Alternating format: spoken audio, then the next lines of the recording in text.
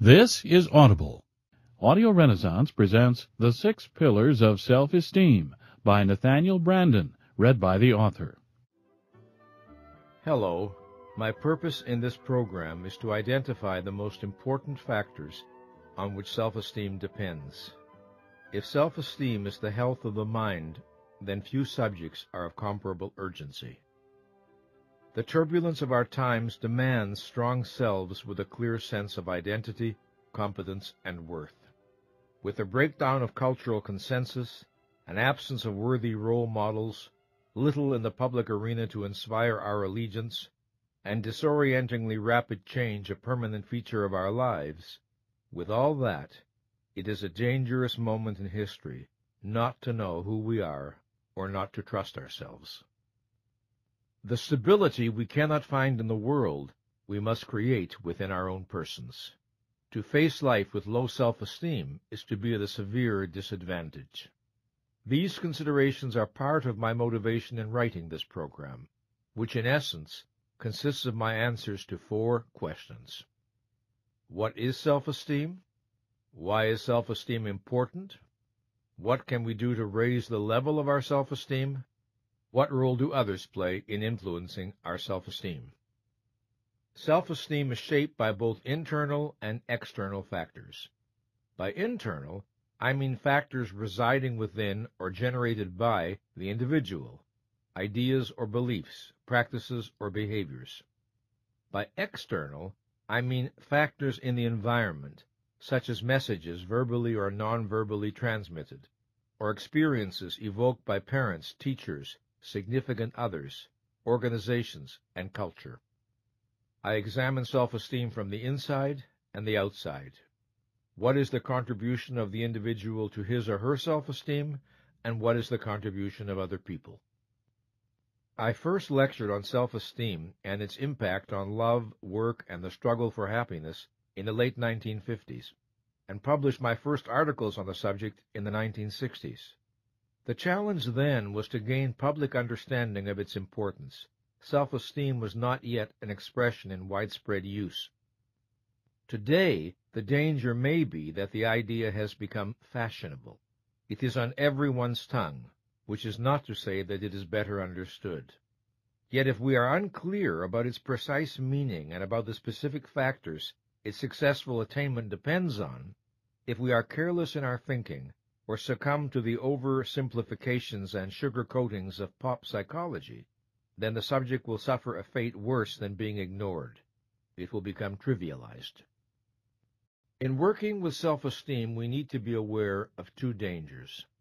One is that of oversimplifying what healthy self-esteem requires, and thereby of catering to people's hunger for quick fixes and effortless solutions. The other is that of surrendering to a kind of fatalism or determinism that assumes in effect that individuals either have good self-esteem or they haven't. In other words, everyone's destiny is set by the first few years of life, and there's not much to be done about it, except perhaps years of psychotherapy. Both views encourage passivity. Both obstruct our vision of what is possible. My experience is that most people underestimate their power to change and grow. They believe implicitly that yesterday's pattern must be tomorrow's. They do not see that choices do exist. They rarely appreciate how much they can do on their own behalf if genuine growth and higher self-esteem are their goals, and if they are willing to take responsibility for their own lives. The belief that they are powerless becomes a self-fulfilling prophecy. This program ultimately is a call to action. It is addressed to all men and women who wish to participate actively in the process of their evolution, as well as to psychologists, parents, teachers, and those responsible for the culture of organizations. This program is about what is possible. There are realities we cannot avoid. One of them is the importance of self-esteem.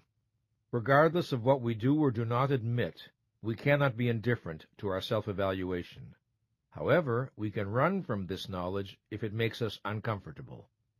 We can shrug it off, evade it, declare that we are only interested in practical matters, and escape into baseball or the evening news or the financial pages or a shopping spree or a sexual adventure or a drink. Yet, self-esteem is a fundamental human need. Its impact requires neither our understanding nor our consent.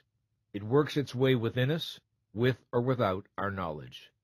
We are free to seek to grasp the dynamics of self-esteem or to remain unconscious of them. But in the latter case, we remain a mystery to ourselves and endure the consequences. Let us look at the role of self-esteem in our lives. By self-esteem, I mean much more than that innate sense of self-worth that presumably is our human birthright, that spark that psychotherapists and teachers seek to fan in those they work with. That spark is only the anteroom to self-esteem. Self-esteem, fully realized, is the experience that we are appropriate to life and to the requirements of life. More specifically, self-esteem is confidence in our ability to think, confidence in our ability to cope with the basic challenges of life, and confidence in our right to be successful and happy, the feeling of being worthy, deserving, entitled to assert our needs and wants, achieve our values, and enjoy the fruits of our efforts. To trust one's mind and to know that one is worthy of happiness is the essence of self-esteem. The power of this conviction about oneself lies in the fact that it is more than a judgment or a feeling. It is a motivator. It inspires behavior. In turn, it is directly affected by how we act. Causation flows in both directions. There is a continuous feedback loop between our actions in the world and our self-esteem.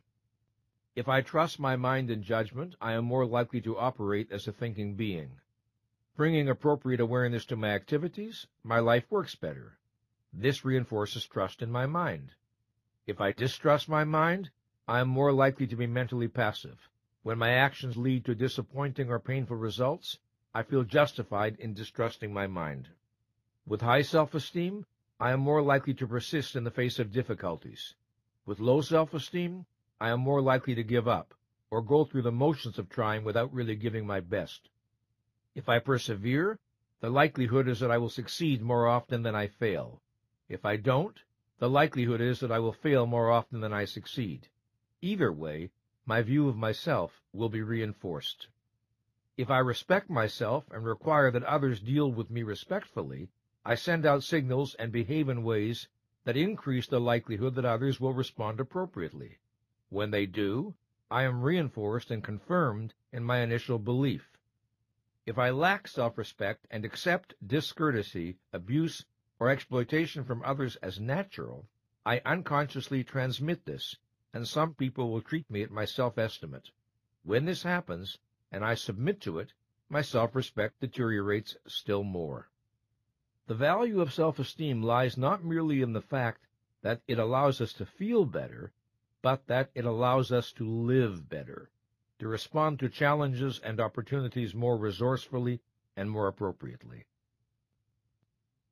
The level of our self-esteem has profound consequences for every aspect of our existence.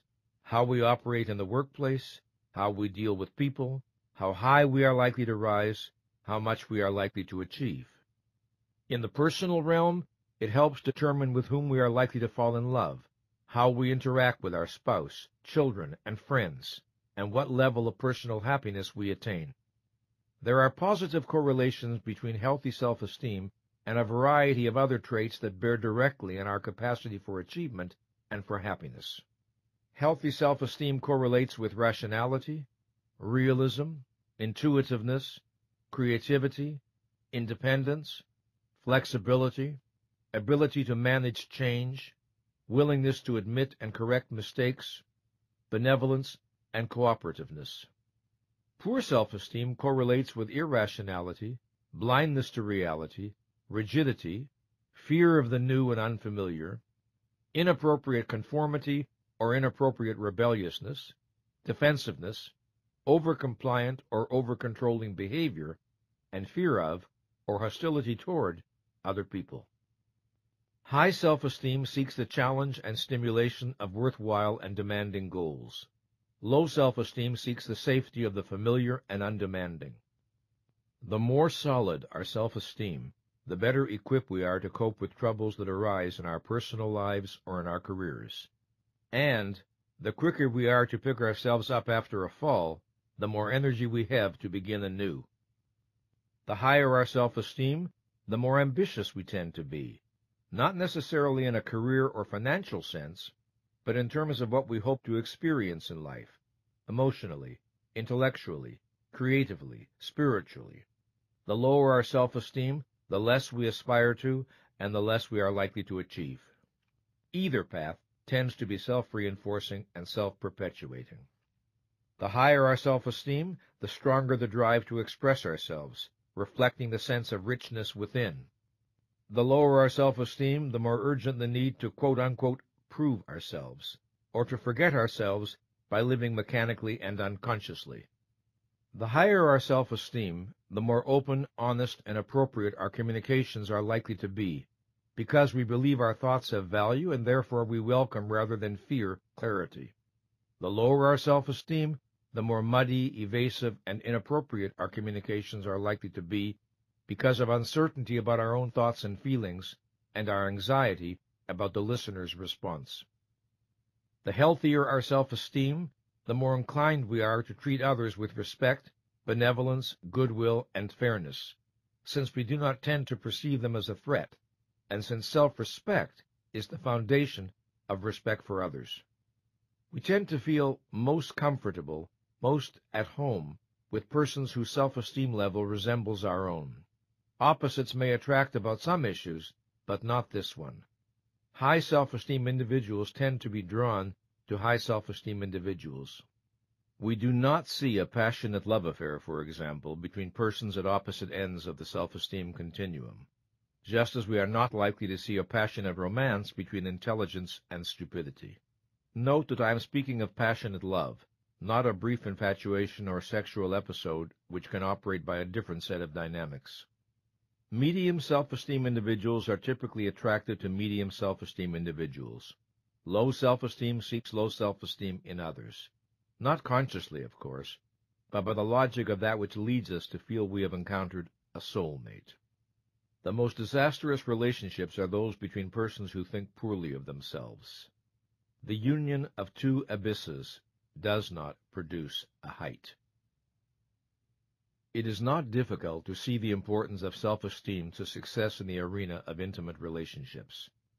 There is no greater barrier to romantic happiness than the fear that I am undeserving of love and that my destiny is to be hurt. Such fears give birth to self-fulfilling prophecies. If I enjoy a fundamental sense of efficacy and worth, and experience myself as lovable, then I have a foundation for appreciating and loving others. I have something to give. I am not trapped in feelings of deficiency. But if I lack respect and enjoyment of who I am, I have very little to give except my unfilled needs. In my emotional impoverishment, I tend to see other people essentially as sources of approval or disapproval. I do not appreciate them for who they are in their own right. I see only what they can or cannot do for me. I am not looking for people whom I can admire and with whom I can share the excitement and adventure of life. I am looking for people who will not condemn me, and perhaps will be impressed by my persona, the face I present to the world. My ability to love remains undeveloped. We have all heard the observation that, if you do not love yourself, you will be unable to love others. Less well understood is the other half of the story. If I do not feel lovable, it is very difficult to believe that anyone else loves me. If I do not accept myself, how can I accept your love for me? Your warmth and devotion are confusing. They confound my self-concept, since I know I am not lovable. Thus, even if I consciously disown my feelings of being unlovable, even if I insist or try to insist that I am wonderful, my poor self-concept remains deep within to undermine my attempts at relationships. Unwittingly, I become a saboteur of love. I attempt love, but the foundation of inner security is not there. Instead, there is the secret fear that I am destined only for pain. so I pick someone who inevitably will reject or abandon me. Or, if I pick someone with whom happiness might be possible, I subvert the relationship by demanding excessive reassurances, or by venting irrational possessiveness, or by making catastrophes of small frictions, or by seeking control through subservience or domination, by finding ways to reject my partner before my partner can reject me. Everyone knows the famous Groucho Marx joke that he would never join a club that would have him for a member. That is exactly the idea by which some low self-esteem people operate their love life. If you love me, you obviously are not good enough for me. Only someone who will reject me is an acceptable object of my devotion. Note that it is not always necessary to destroy the relationship entirely. It may be acceptable that the relationship continue, providing I am not happy. I may engage in a project called struggling to be happy, or working on our relationship. I may read books on the subject, participate in seminars, attend lectures, or enter psychotherapy with the announced aim of being happy in the future. But not now, not today. The possibility of happiness in the present is too terrifyingly immediate. Happiness anxiety, as I call it, is very common.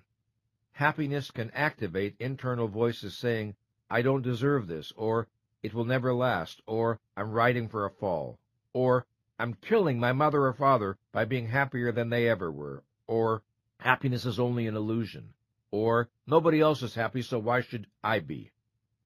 What is required for many of us is the courage to tolerate happiness without self-sabotage, until such time as we lose the fear of it and realize that it will not destroy us and it need not disappear. One day at a time, I will tell clients, see if you can get through today without doing anything to undermine or subvert your good feelings. And if you fall off the wagon, don't despair. Pull yourself back up and recommit yourself to happiness.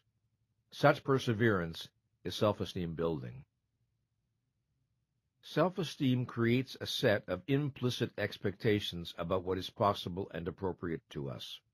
These expectations tend to generate the actions that turn them into realities, and the realities confirm and strengthen the original beliefs. Self-esteem, high or low, tends to be a generator of self-fulfilling prophecies. Self-concept is destiny, or more precisely, it tends to be. Our self-concept is who and what we consciously and subconsciously think we are. Our physical and psychological traits, our assets and liabilities, possibilities and limitations, strengths and weaknesses. A self-concept includes our level of self-esteem, but is more global. We cannot understand a person's behavior without understanding the self-concept behind it. People sabotage themselves at the height of their success all the time. They do so when success clashes with their implicit beliefs about what is appropriate to them. It is frightening to be flung beyond the limits of one's idea of who one is. If a self-concept cannot accommodate a given level of success, and if the self-concept does not change, it is predictable that the person will find ways to self-sabotage. Poor self-esteem places us in an adversarial relationship to our well-being. The question is sometimes asked, is it possible to have too much self-esteem? No, it is not, no more than it is possible to have too much physical health, or too powerful an immune system. Sometimes self-esteem is confused with boasting or bragging or arrogance, but such traits reflect not too much self-esteem, but too little. They reflect a lack of self-esteem. Persons of high self-esteem are not driven to make themselves superior to others. They do not seek to prove their value by measuring themselves against a comparative standard. Their joy is in being who they are, not in being better than someone else. I recall reflecting on this issue one day while watching my dog playing in the backyard. She was running about, sniffing flowers, chasing squirrels, leaping into the air, showing a great joy in being. I'm sure she was not thinking that she was more glad to be alive than the dog next door. She was simply delighting in her own existence.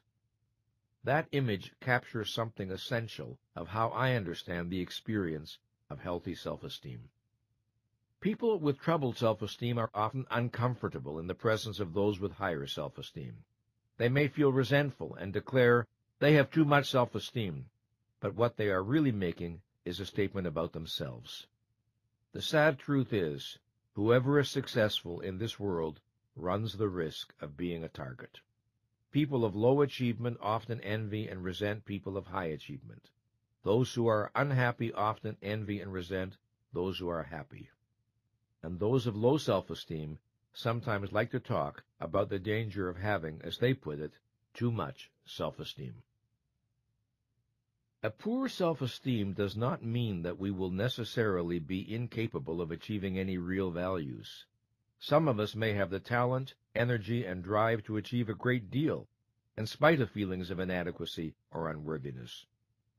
An example is the highly productive workaholic who is driven to prove his worth to, say, a father who predicted he would always be a loser.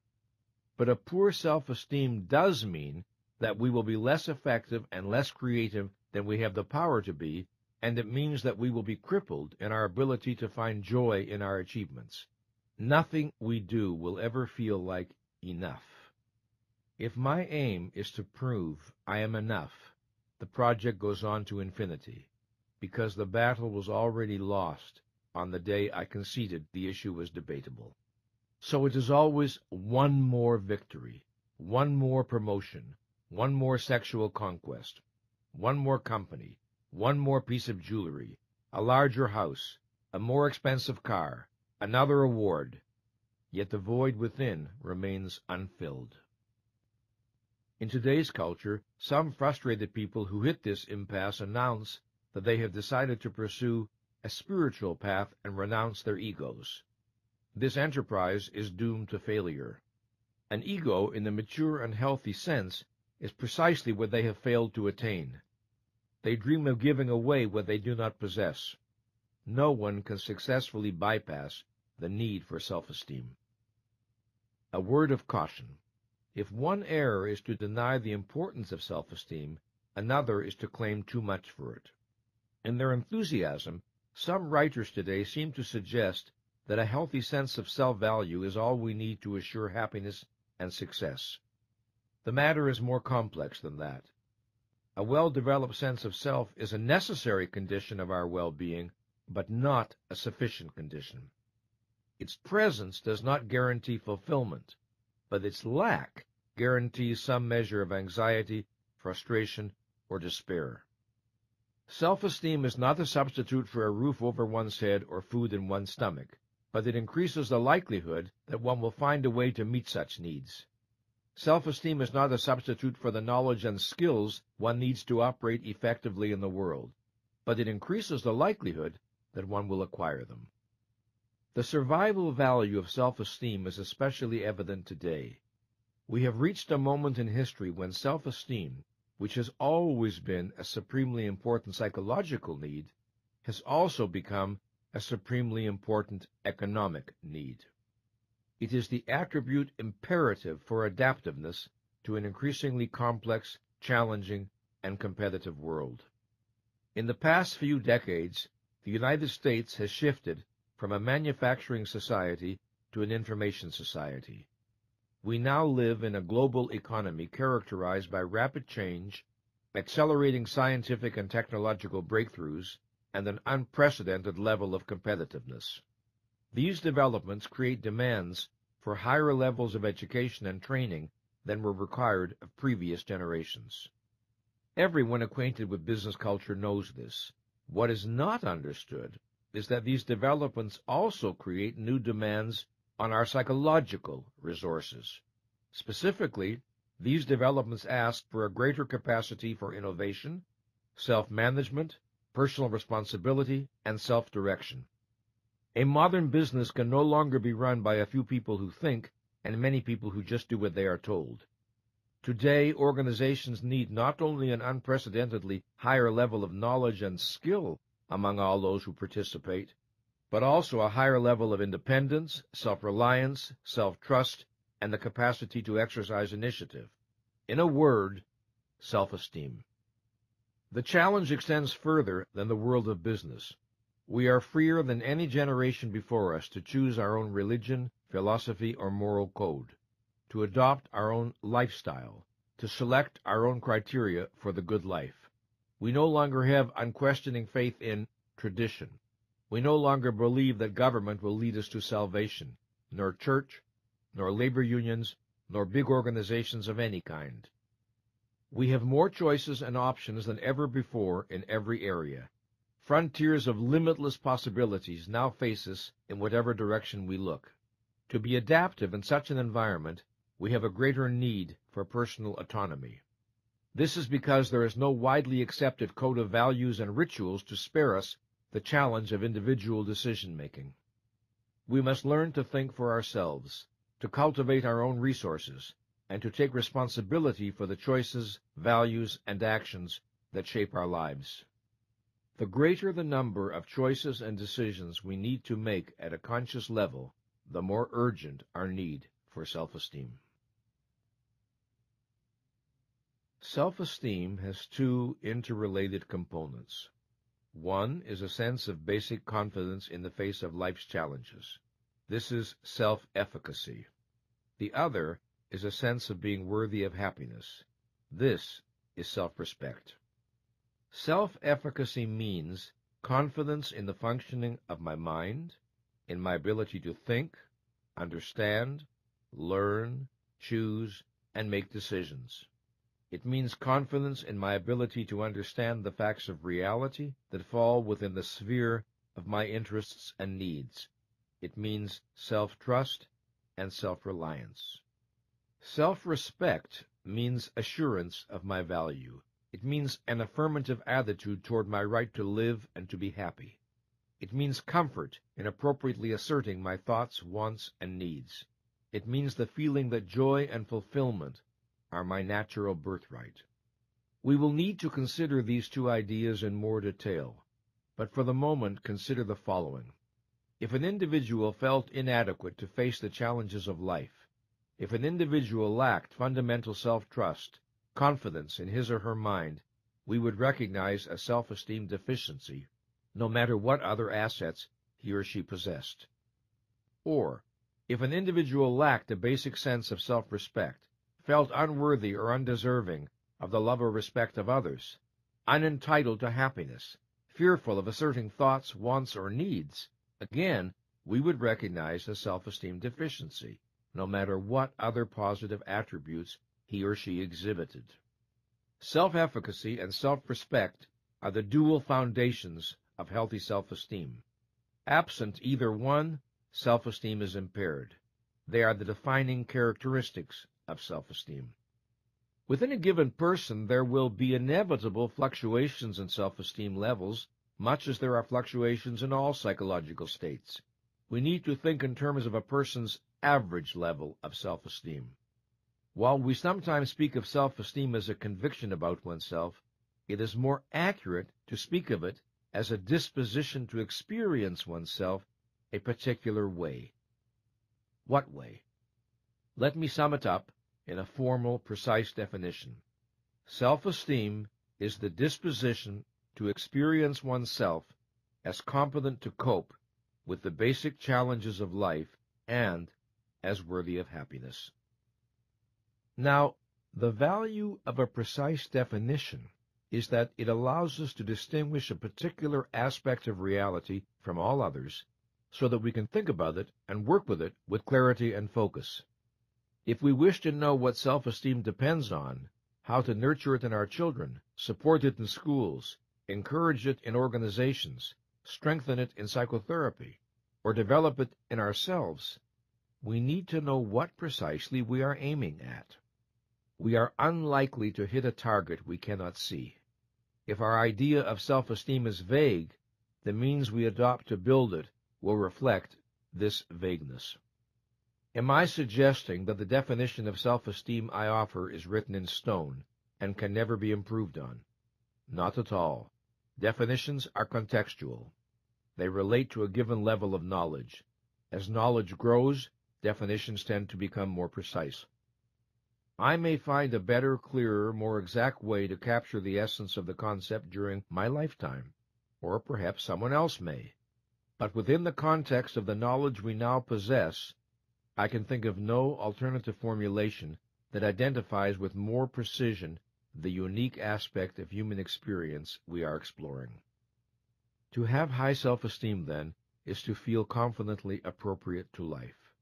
To have low self-esteem is to feel inappropriate to life, to feel wrong, not about this issue or that, but wrong as a person. To have average self-esteem is to fluctuate between feeling appropriate and inappropriate, right and wrong as a person. It is also to manifest these inconsistencies in behavior, sometimes acting wisely, sometimes acting foolishly, thereby reinforcing the uncertainty about who one is at one's core. I have given the name self-efficacy to that experience of basic power or competence that we associate with healthy self-esteem, and self-respect to the experience of dignity and personal worth. While their meaning is clear in a general way, I want to examine them more closely. First, self-efficacy. To be efficacious in the basic dictionary sense is to be capable of producing a desired result. Confidence in our basic efficacy is confidence in our ability to learn what we need to learn and do what we need to do in order to achieve our goals, insofar as success depends on our own efforts. Rationally, we do not judge our competence in the sense meant here by factors outside our control. Self-efficacy is not the conviction that we can never make an error. It is the conviction that we are able to think, to judge, to know, and to correct our errors. It is trust in our mental processes and abilities. Self-efficacy is not the certainty that we will be able to master any and every challenge that life presents.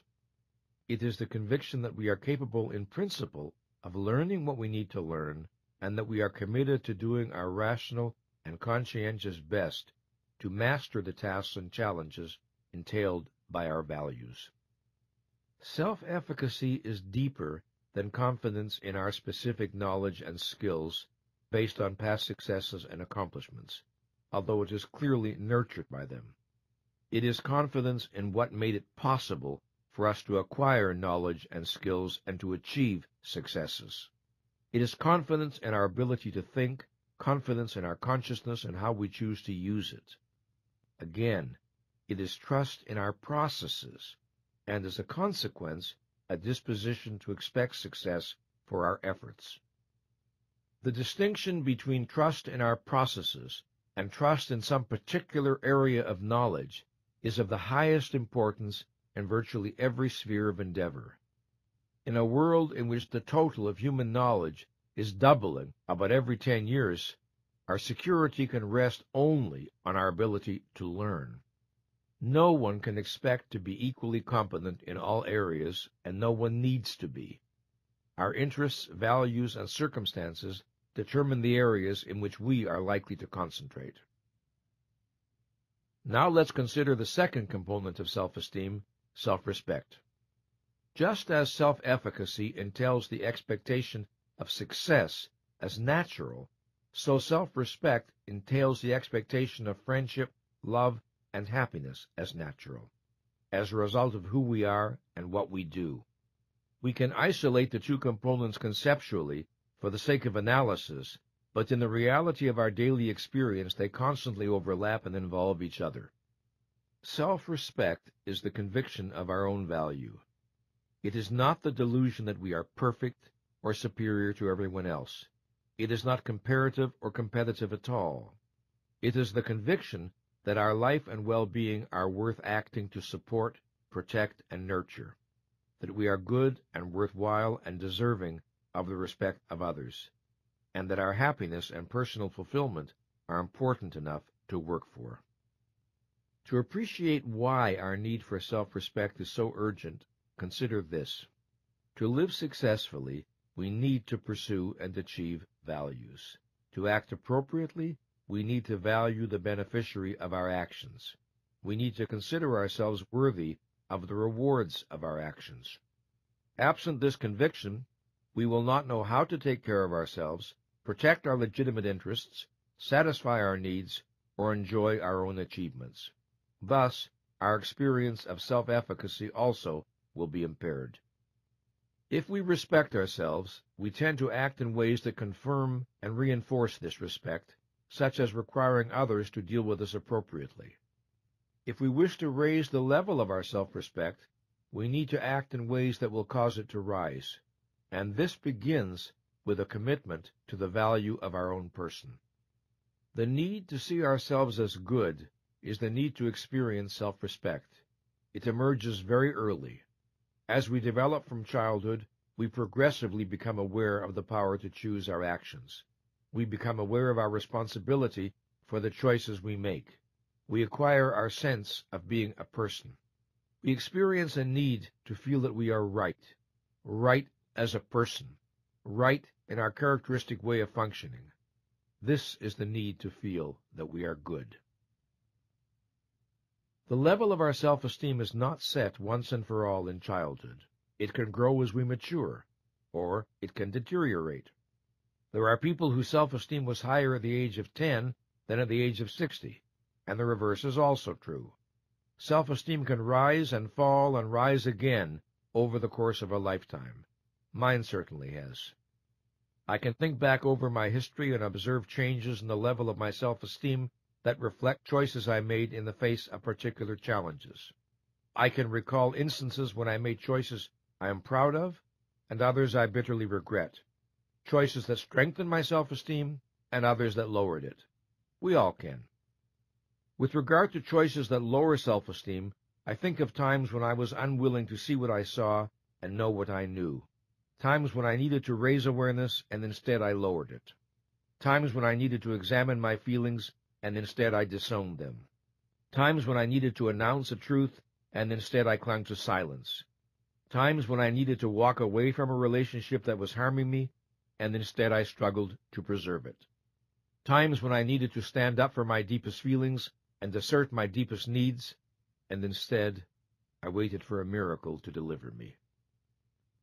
Any time we have to act, to face a challenge, to make a moral decision, we affect our feelings about ourselves for good or bad, depending on the nature of our response and the mental processes behind it. And if we avoid action and decisions in spite of their obvious necessity, that too affects our sense of self. Our need for self-esteem is the need to know we are functioning as our life and well-being require.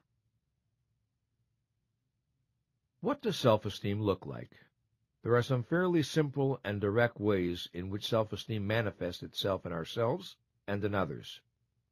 None of these items taken in isolation is a guarantee, but when all are present together, self-esteem seems certain.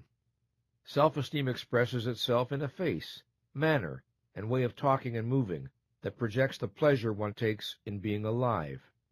It expresses itself in an ease of talking of accomplishments or shortcomings, with directness and honesty, since one is in a friendly relationship to facts. It expresses itself in the comfort one experiences in giving and receiving compliments, expressions of affection, appreciation, and the like. It expresses itself in an openness to criticism and a comfort about acknowledging mistakes, because one's self-esteem is not tied to the image of being perfect. It expresses itself when one's words and movements tend to have a quality of ease and spontaneity, reflecting the fact that one is not at war with oneself. It expresses itself in the harmony between what one says and does and how one looks, sounds, and moves. It expresses itself in an attitude of openness to and curiosity about new ideas, new experiences, new possibilities of life. It expresses itself in the fact that feelings of anxiety or insecurity, if they appear, will be less likely to intimidate or overwhelm, since accepting them, managing them, and rising above them rarely feels impossibly difficult. It expresses itself in the ability to enjoy the humorous aspects of life in oneself and others.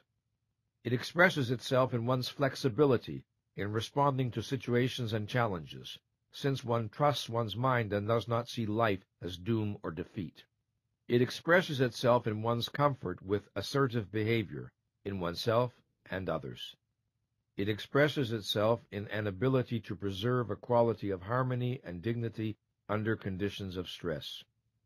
Physical manifestations of self-esteem include eyes that are alert, bright, and lively, shoulders that are relaxed yet erect, hands that tend to be relaxed and graceful, arms that tend to hang in an easy, natural way, a posture that tends to be unstrained, erect, well-balanced, a walk that tends to be purposeful, and a voice that tends to be modulated with an intensity appropriate to the situation and with clear pronunciation. Notice that the theme of relaxation occurs again and again. Relaxation implies that we are not hiding from ourselves, not denying our feelings, and are not at war with who we are. Chronic tension conveys some form of internal split, some form of self-avoidance or self-repudiation, some aspect of the self being disowned or held on a very tight leash. When self-esteem is low, we are often manipulated by fear. Fear of reality to which we feel inadequate. Fear of facts about ourselves or others that we have denied, disowned, or repressed. Fear of the collapse of our pretenses. Fear of exposure. Fear of the humiliation of failure and sometimes the responsibilities of success. We live more to avoid pain than to experience joy. If we feel that crucial aspects of reality with which we must deal are hopelessly closed to our understanding, if we face the key problems of life with a basic sense of helplessness, if we feel that we dare not pursue certain lines of thought because of the unworthy features of our own character that will be brought to light, if we feel in any sense whatever that reality is the enemy of our self-esteem, these fears tend to sabotage the efficacy of consciousness, thereby worsening the initial problem. If we face the basic problems of life with an attitude of, "Who am I to know? Who am I to decide?" or "It is dangerous to be conscious," or "It's futile to try to think or understand," we are undercut at the outset. A mind does not struggle for that which it regards as impossible or undesirable. If low self-esteem dreads the unknown and unfamiliar, high self-esteem seeks new frontiers. If low self-esteem avoids challenges, high self-esteem desires and needs them. If low self-esteem looks for a chance to be absolved, high self-esteem looks for an opportunity to admire. In these opposite principles of motivation, we have a guide to the health of the mind or spirit. We can say that an individual is healthy to the extent that the basic principle of motivation is that of motivation by confidence. The degree of motivation by fear is the measure of underdeveloped self-esteem. Sometimes we see people who enjoy worldly success, are widely esteemed, or who have a public veneer of assurance, and yet are deeply dissatisfied, anxious, or depressed. They may project the appearance of self-efficacy and self-respect. They may have the persona of self-esteem, but they do not possess the reality. How might we understand them? We have noted that to the extent we fail to develop authentic self-esteem, the consequence is varying degrees of anxiety, insecurity, and self-doubt. This is the sense of being, in effect, inappropriate to existence. Of course, no one thinks of it in those terms. Perhaps instead one thinks, something is wrong with me, or I'm lacking something essential. This state tends to be painful, and because it is painful, we are often motivated to evade it, to deny our fears, rationalize our behavior, and create the appearance of a self-esteem we do not possess. We may develop what I have called pseudo-self-esteem. Pseudo-self-esteem is the illusion of self-efficacy and self-respect without the reality. It is a self-protective device to diminish anxiety and to provide a spurious sense of security, a device to assuage our need for authentic self-esteem while allowing the real causes of its lack to remain unexamined. Nothing is more common than to pursue self-esteem by means that will not and cannot work. Instead of seeking self-esteem through consciousness, responsibility, and integrity, we may seek it through popularity, material acquisitions, or sexual exploits. Instead of valuing personal authenticity, we may value belonging to the right clubs, or the right church, or the right political party. Instead of seeking self-respect through honesty, we may seek it through philanthropy. I must be a good person. I do good works. Instead of striving for the true power of competence, we may pursue the so-called power of manipulating or controlling other people. The possibilities for self-deception are almost endless. Self-esteem is an intimate experience. It resides in the core of one's being. It is what I think and feel about myself, not what someone else thinks or feels about me. This simple fact can hardly be overemphasized. I can be loved by my family, my mate, and my friends, and yet not love myself.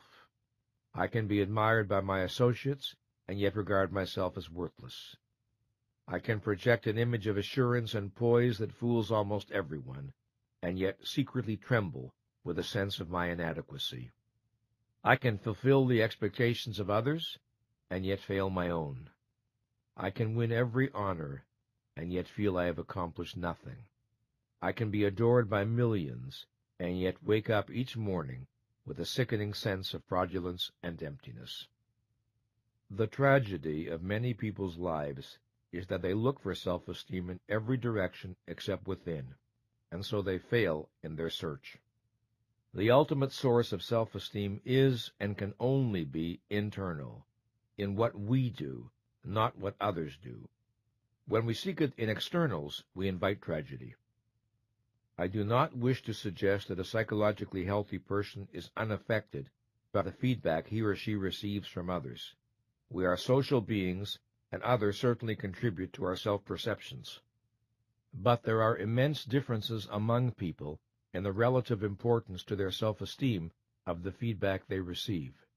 Persons for whom it is almost the only factor of importance, and persons for whom the importance is a good deal less. This is merely another way of saying there are immense differences among people in the degree of their autonomy. Having worked for many years with persons who are unhappily preoccupied with the opinions of others, I am persuaded that the most effective means of liberation is by raising the level of consciousness one brings to one's own experience.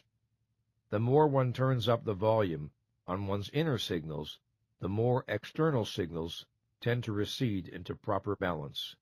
This entails learning to listen to the body, learning to listen to the emotions, and learning to think for oneself. What must an individual do to generate and sustain self-esteem? What patterns of actions must be adopted? What is the responsibility of you and me as adults? In answering these questions, we develop a standard by which to answer the questions, what must a child learn to do if he or she is to enjoy self-esteem? What is the desirable path of childhood development? And also, what practices should caring parents and teachers seek to evoke, stimulate, and support self-esteem in children? In approaching the roots of self-esteem, why do we put our focus on practices, that is, on mental or physical actions? The answer is that every value pertaining to life requires action to be achieved, sustained, or enjoyed. We pursue and maintain our values in the world through action. It is a person's actions that are decisive.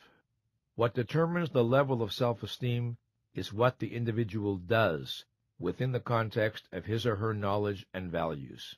And since action in the world is a reflection of action within the mind of the individual, it is ultimately the internal processes that are crucial.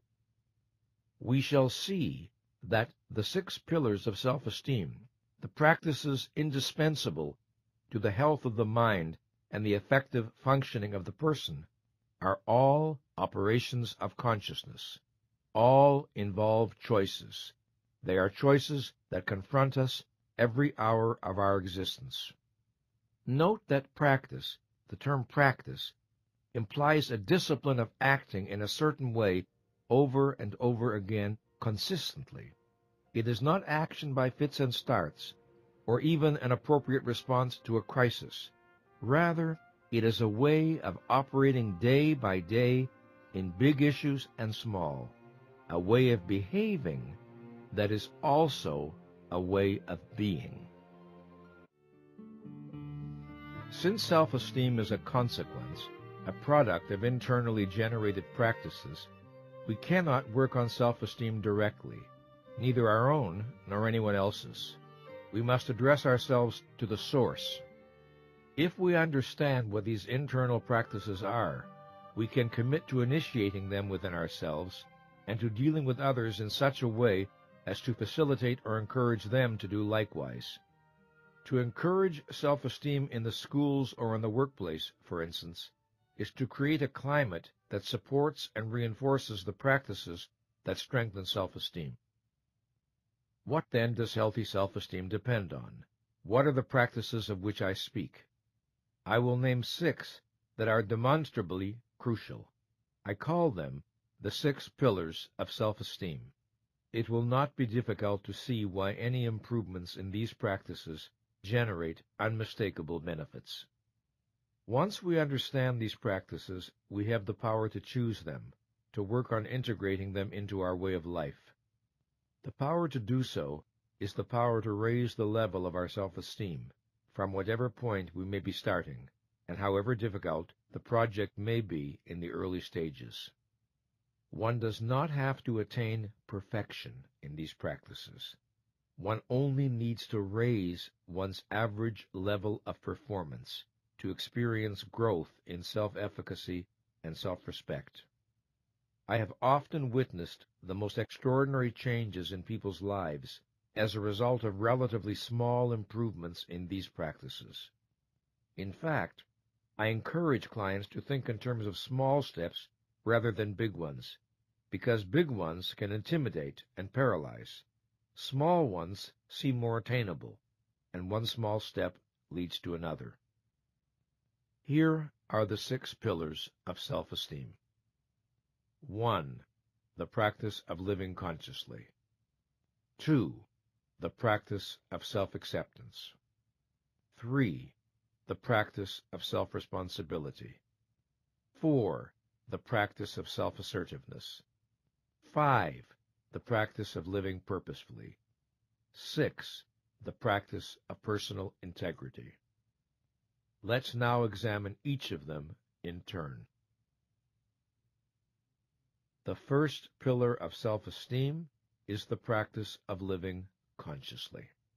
In virtually all of the great spiritual and philosophical traditions of the world, there appears some form of the idea that most human beings are sleepwalking through their own existence. Enlightenment is identified with waking up. Evolution and progress are identified with an expansion of consciousness. Why is consciousness so important? Because for all species that possess it, consciousness is the basic tool of survival. It is the ability to be aware of the environment in some form, at some level, and to guide action accordingly.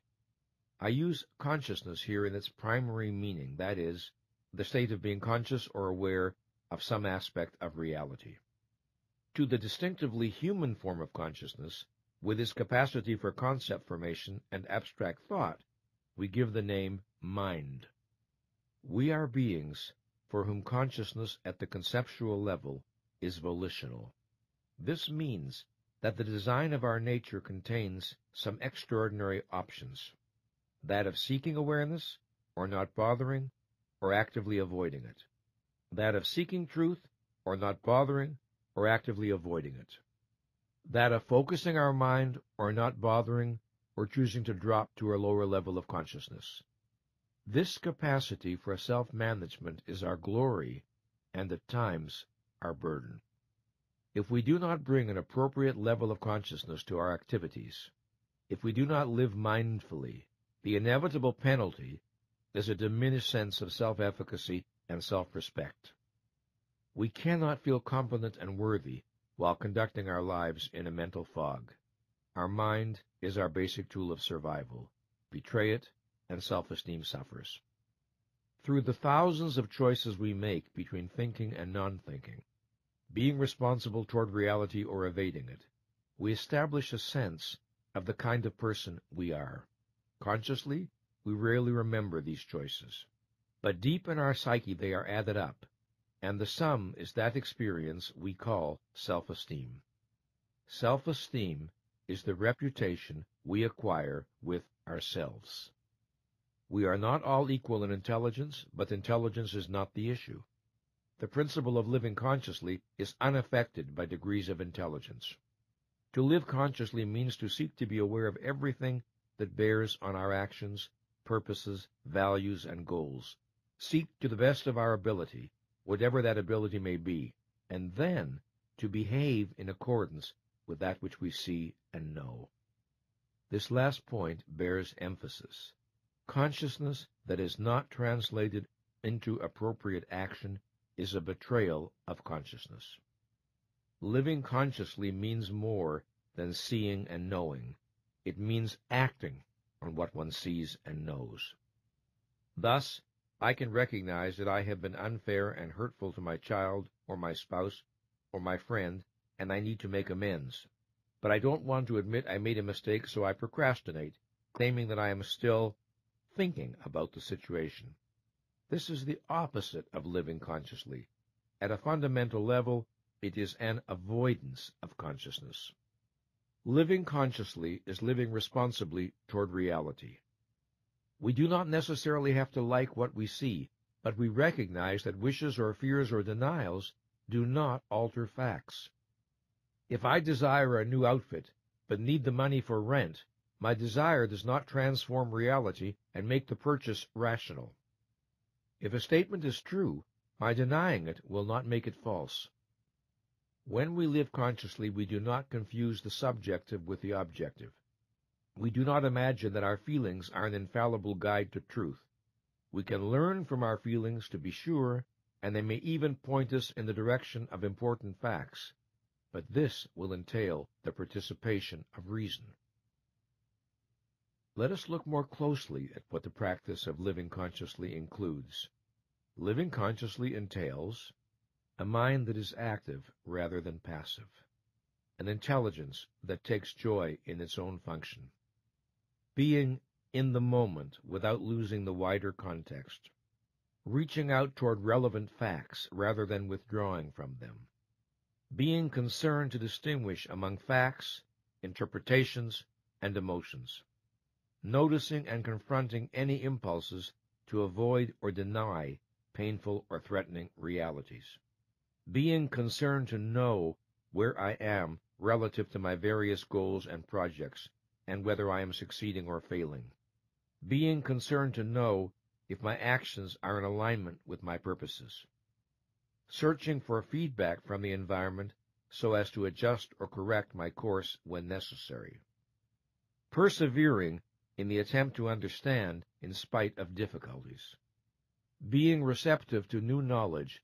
and willing to re-examine old assumptions, being willing to see and correct mistakes, seeking always to expand awareness, a commitment to learning, and therefore a commitment to growth as a way of life, a concern to understand the world around me, a concern to know not only external reality, but also internal reality, the reality of my needs, feelings, aspirations, and motives, so that I am not a stranger or a mystery to myself, a concern to be aware of the values that move and guide me, as well as their roots, so that I am not ruled by values I have irrationally adopted or uncritically accepted from others.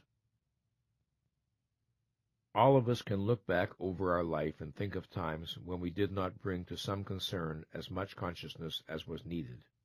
We tell ourselves, if only I had thought more, if only I hadn't been so impulsive, If only I had checked the facts more carefully. I think of my first marriage, when I was 22 years old.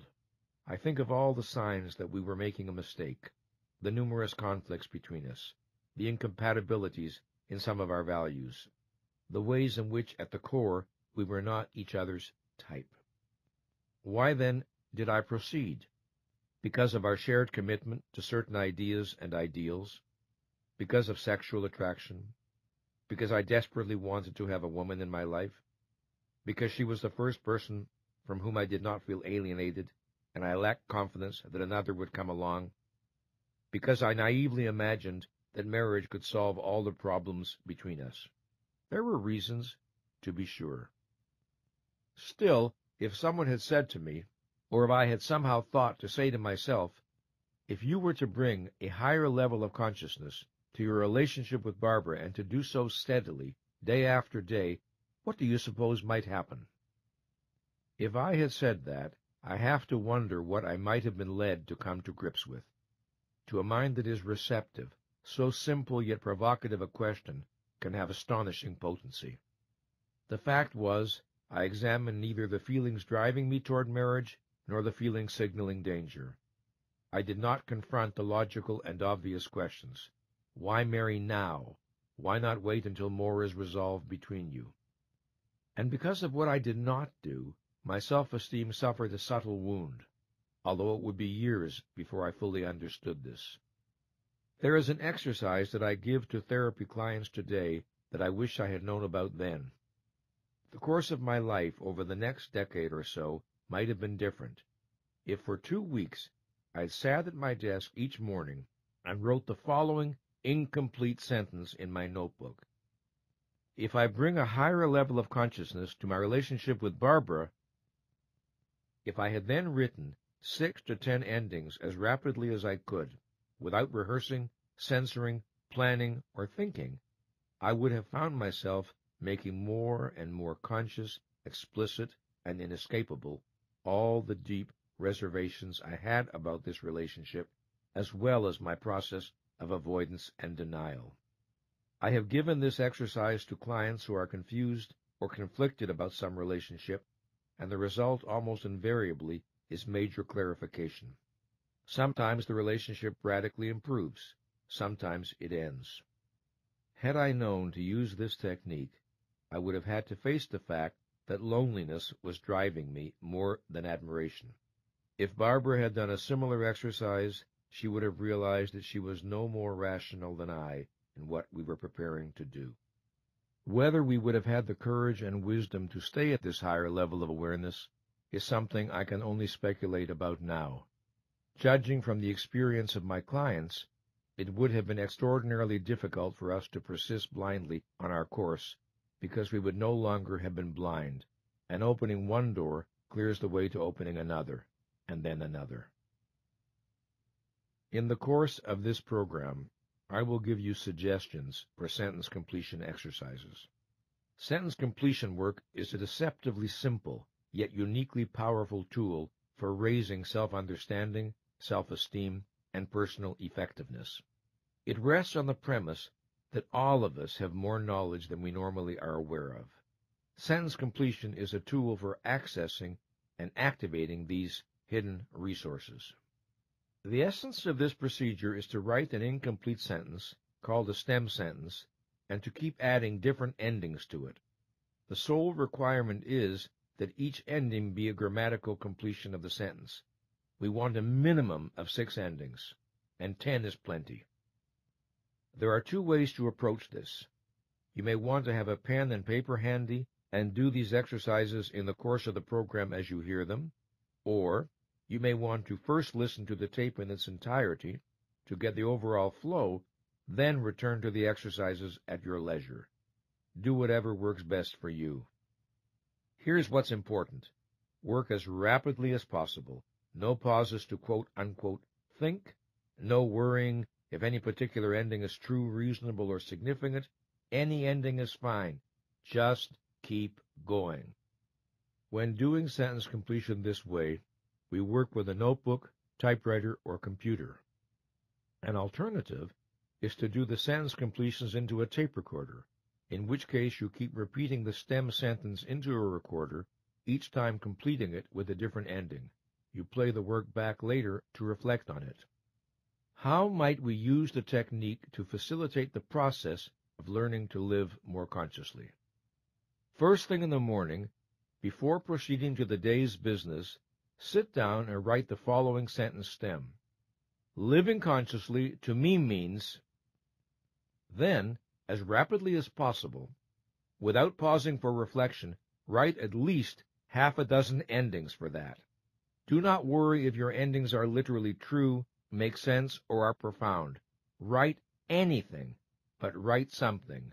A minimum of 6, 10 is plenty.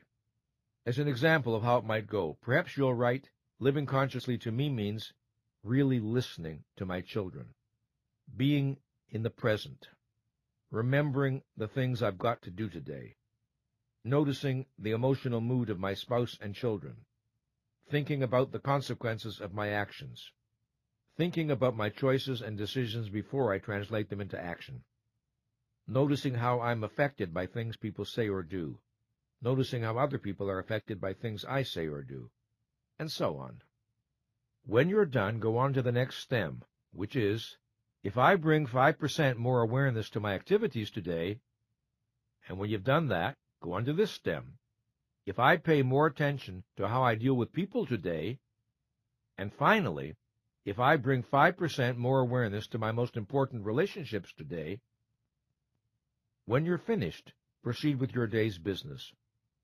At the end of the day, as your last task before dinner, do 6 to 10 endings each for the following stems. When I reflect on how I would feel if I lived more consciously.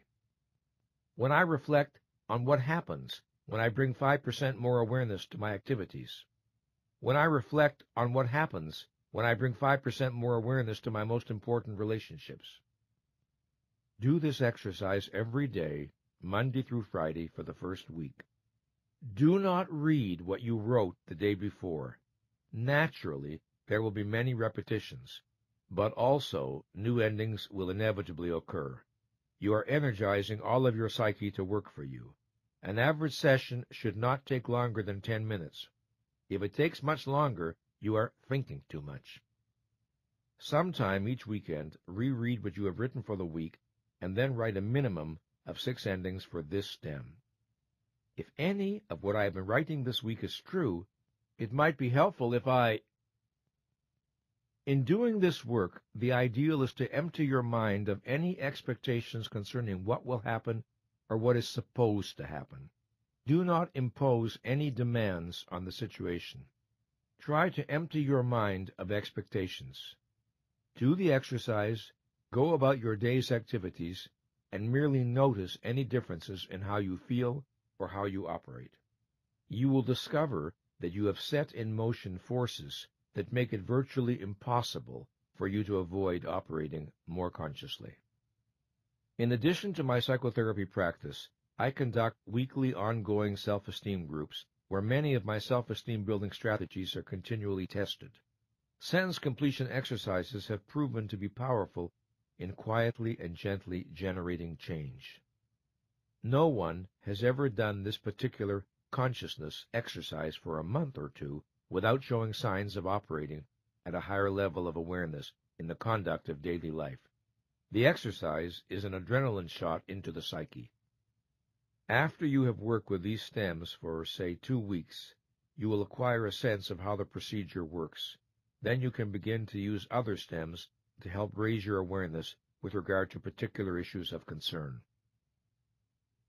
Living consciously is both a practice and a mindset, an orientation toward life, and clearly it exists on a continuum. No one lives entirely unconsciously, and no one is incapable of expanding his or her consciousness. If we reflect on this issue, we will notice that we tend to be more conscious in some areas of our life than in others.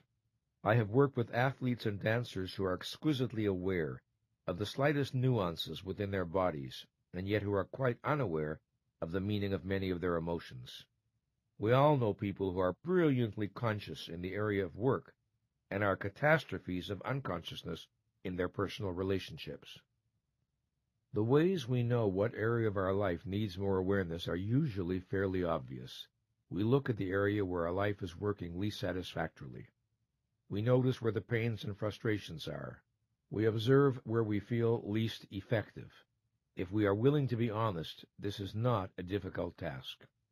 Once you identify the areas in your life where you are at your most conscious, and also the areas where you are your least conscious, the next step is to reflect on what seems to be difficult about staying in high-level mental focus in the troublesome areas.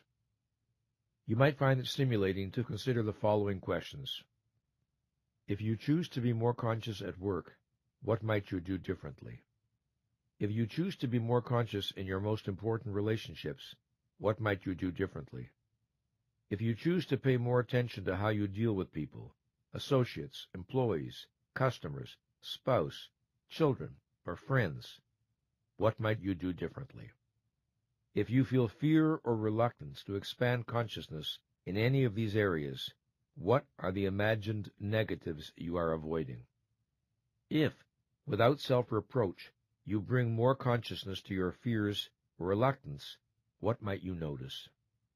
If you wanted to feel more powerful and effective in the areas where your consciousness has been less than it needs to be, what are you willing to do?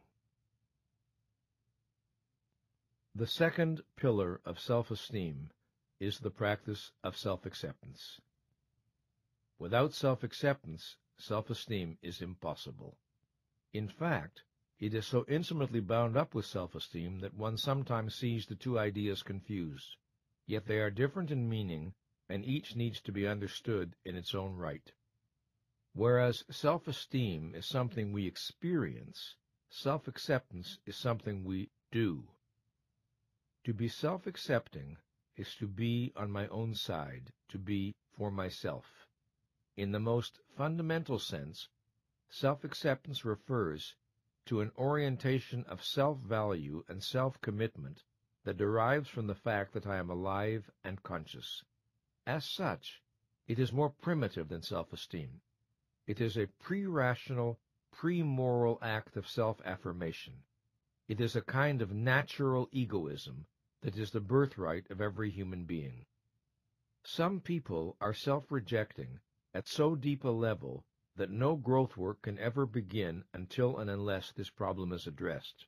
If it is not, no treatment will hold, no new learning will be properly integrated, no significant advances can be made.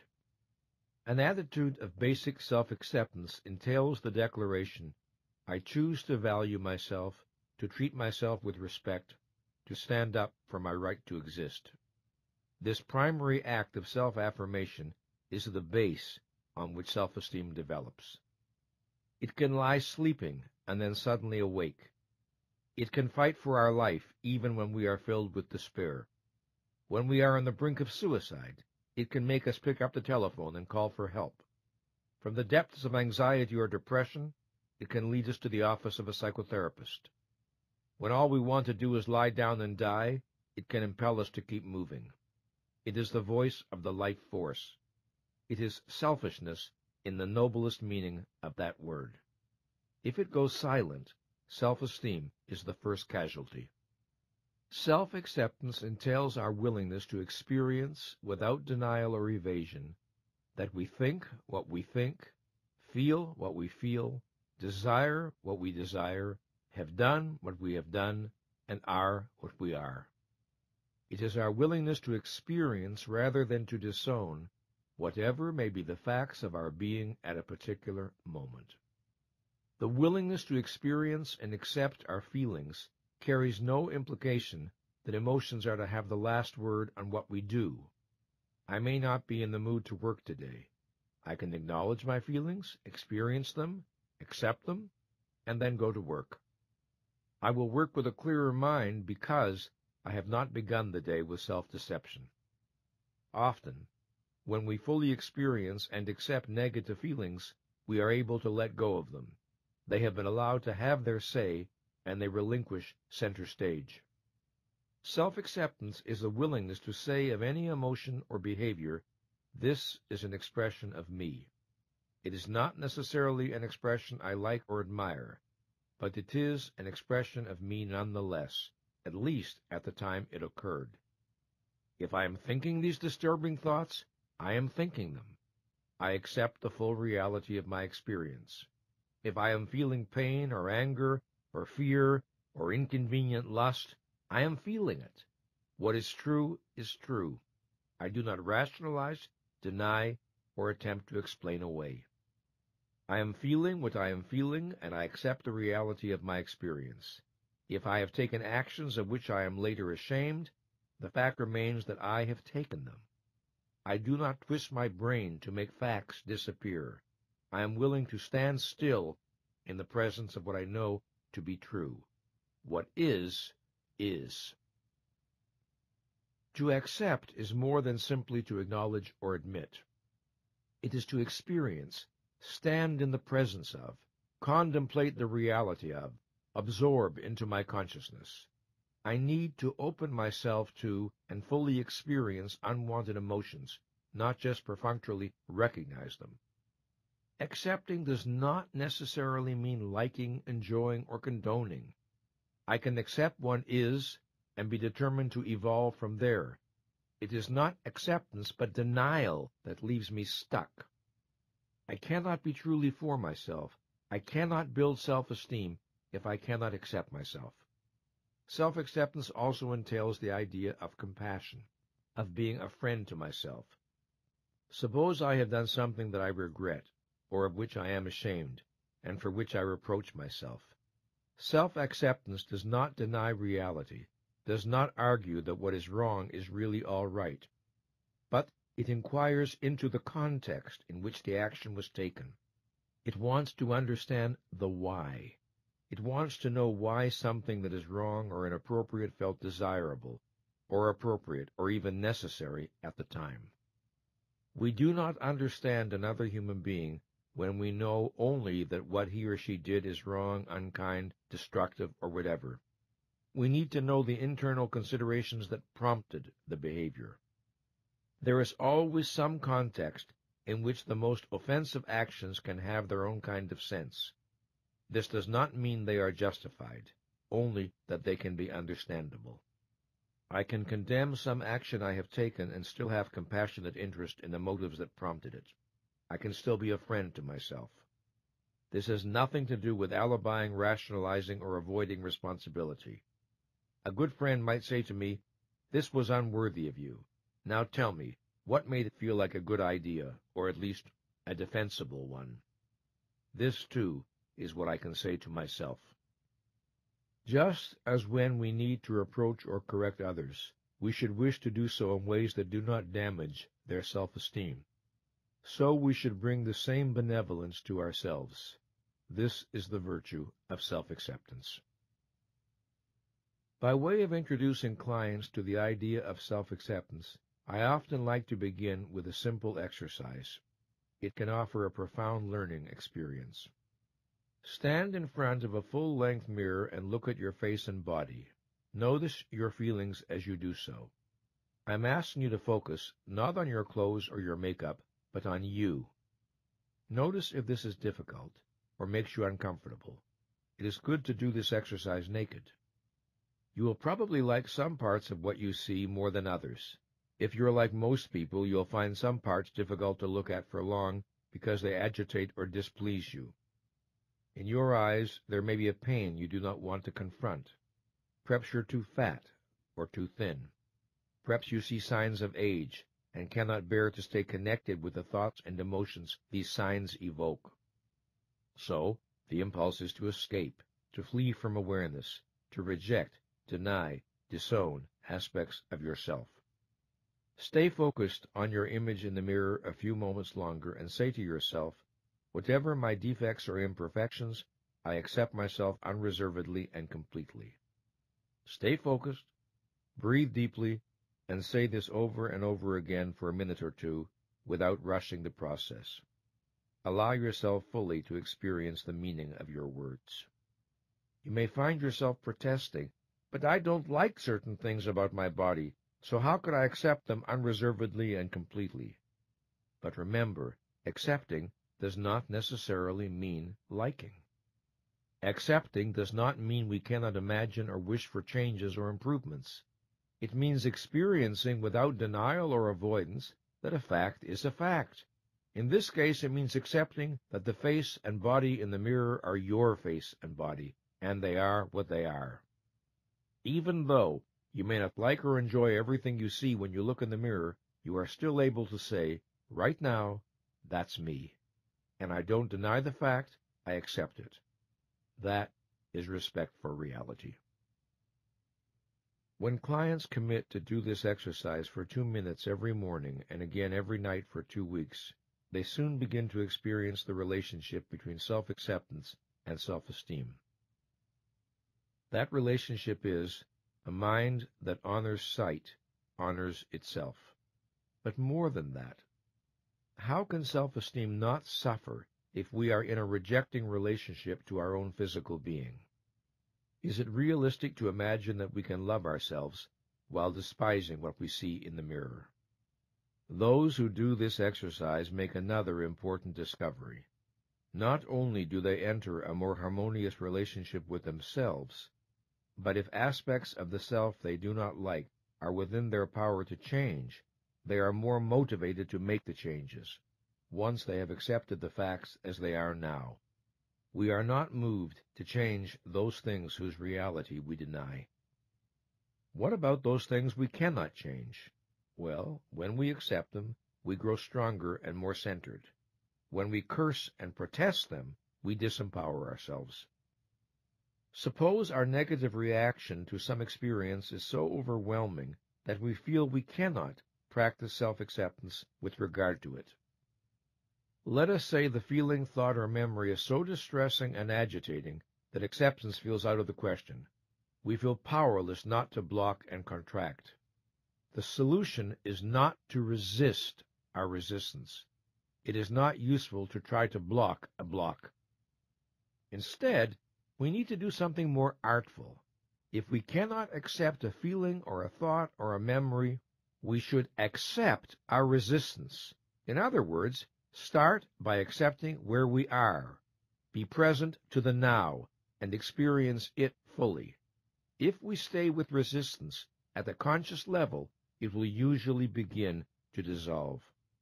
When we fight a block, it grows stronger. When we acknowledge, experience, and accept it, it begins to melt, because its continued existence requires opposition.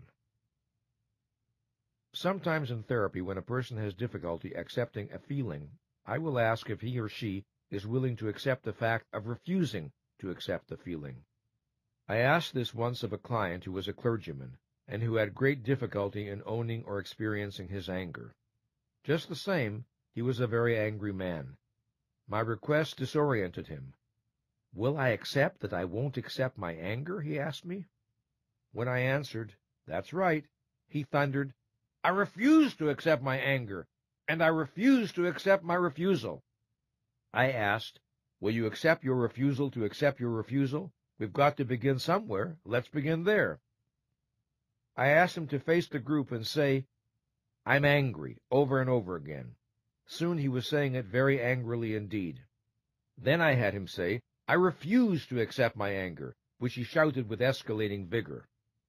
Then I had him say, "I refuse to accept my refusal to accept my anger," which he plunged into ferociously. Then I had him say, "But I am willing to accept my refusal to accept my refusal," and he kept repeating it until he broke down and joined in the laughter of the group. "So if you can't accept the experience, accept the resistance," he said. I answered, "Right. And if you can't accept the resistance, accept your resistance to accepting the resistance. Eventually, you'll arrive at the point you can accept. Then you can move forward from there." Both accepting and disowning are implemented through a combination of mental and physical processes. The act of experiencing and accepting our emotions is implemented through, first, focusing on the feeling or emotion, then breathing gently and deeply, allowing muscles to relax, allowing the feeling to be felt, and finally, making real that this is my feeling. This is what we call owning it. In contrast, we deny and disown our emotions through, first, avoiding awareness of their reality, then constricting our breathing and tightening our muscles to cut off or numb the feeling, and finally, disassociating ourselves from our own experience. We typically encounter two fallacious assumptions when people have difficulty with the idea of self-acceptance. One is the belief that if we accept who and what we are, we must approve of everything about us. The other is the belief that if we accept who and what we are indifferent to change or improvement. But of course the question is, if we cannot accept what is, where will we find the motivation to improve? If we deny and disown what is, how will we be inspired to grow? There is a paradox here. Acceptance of what is the precondition of change, and denial of what is leaves me stuck in it. Let's try some sentence completion exercises designed to facilitate self-acceptance. Each morning, write 6 to 10 endings for the following sentence stems as rapidly as possible. Again, do not worry if your endings are literally true, make sense, or are profound. Self-acceptance to me means, if I am more accepting of my body, when I deny and disown my body, if I am more accepting of my conflicts. That's all. When you're finished, proceed with your day's business. In the evening, do 6 to 10 endings each for the following stems. When I deny or disown my conflicts, if I am more accepting of my feelings, when I deny and disown my feelings, if I am more accepting of my thoughts, when I deny and disown my thoughts. Do this exercise every day, Monday through Friday. On the weekend, read over what you have written and then write 6 to 10 endings for this stem. If any of what I have been writing this week is true, it might be helpful if anything we have the possibility of experiencing, we have the possibility of disowning, either immediately or later, in memory. Nietzsche wrote, "I did it," says memory. "I couldn't have," says pride, and remains relentless. Eventually, memory yields. Unquote. I can rebel against my memories, thoughts, emotions, actions. I can reject rather than accept virtually any aspect of my experience. I can refuse to accept my sensuality. I can refuse to accept my spirituality. I can disown my sorrow. I can disown my joy. I can repress the memory of actions of which I am ashamed. I can repress the memory of actions of which I am proud. I can deny my ignorance. I can deny my intelligence. I can refuse to accept my limitations. I can refuse to accept my potentials. I can conceal my weaknesses.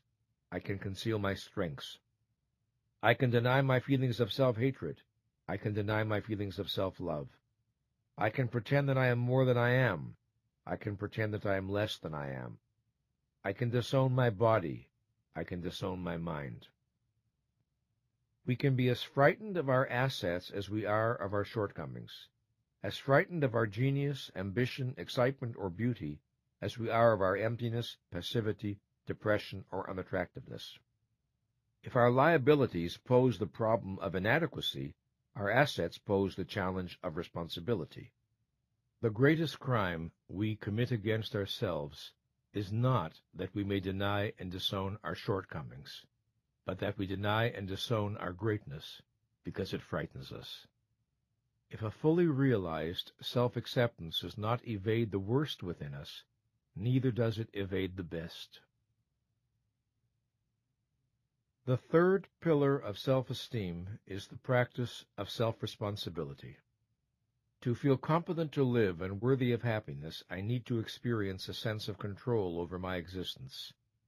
This requires that I be willing to take responsibility for my actions and the attainment of my goals. This means that I take responsibility for my life and well-being. Self-responsibility is essential to self-esteem, and it is also a reflection or manifestation of self-esteem. The relationship between self-esteem and its pillars is always reciprocal. The practices that generate self-esteem are also natural expressions and consequences of self-esteem. The practice of self-responsibility entails these realizations. I am responsible for the achievement of my desires. I am responsible for my choices and actions. I am responsible for the level of consciousness I bring to my work. I am responsible for the level of consciousness I bring to my relationships.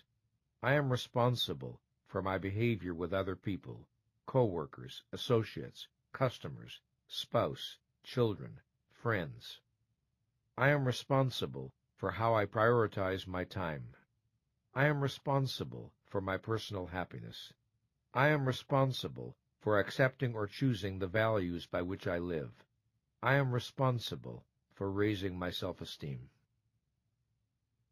Once, when I was lecturing to a group of psychotherapists on the 6 pillars of self-esteem, one of them asked me, "Why do you put your emphasis on what the individual must do to grow in self-esteem? Isn't the source of self-esteem the fact that we are children of God?" I have encountered this question a number of times. Whether one believes in a God and whether one believes we are God's children is irrelevant to the issue of what self-esteem requires. Let us imagine that there is a God and that we are all His, her, its children. In this respect, then, we are all equal. Does it follow that everyone is or should be equal in self-esteem, regardless of whether anyone lives consciously or unconsciously, responsibly or irresponsibly, honestly or dishonestly? This is impossible. There is no way for our mind to avoid registering the choices we make in the way we operate, and no way for our sense of self to remain unaffected. If we are children of God, the questions remain, what are we going to do about it? What are we going to make of it? Will we honor our gifts or betray them? If we betray ourselves and our powers, if we live mindlessly, purposelessly, and without integrity, can we buy our way out? Can we acquire self-esteem by claiming to be God's relatives?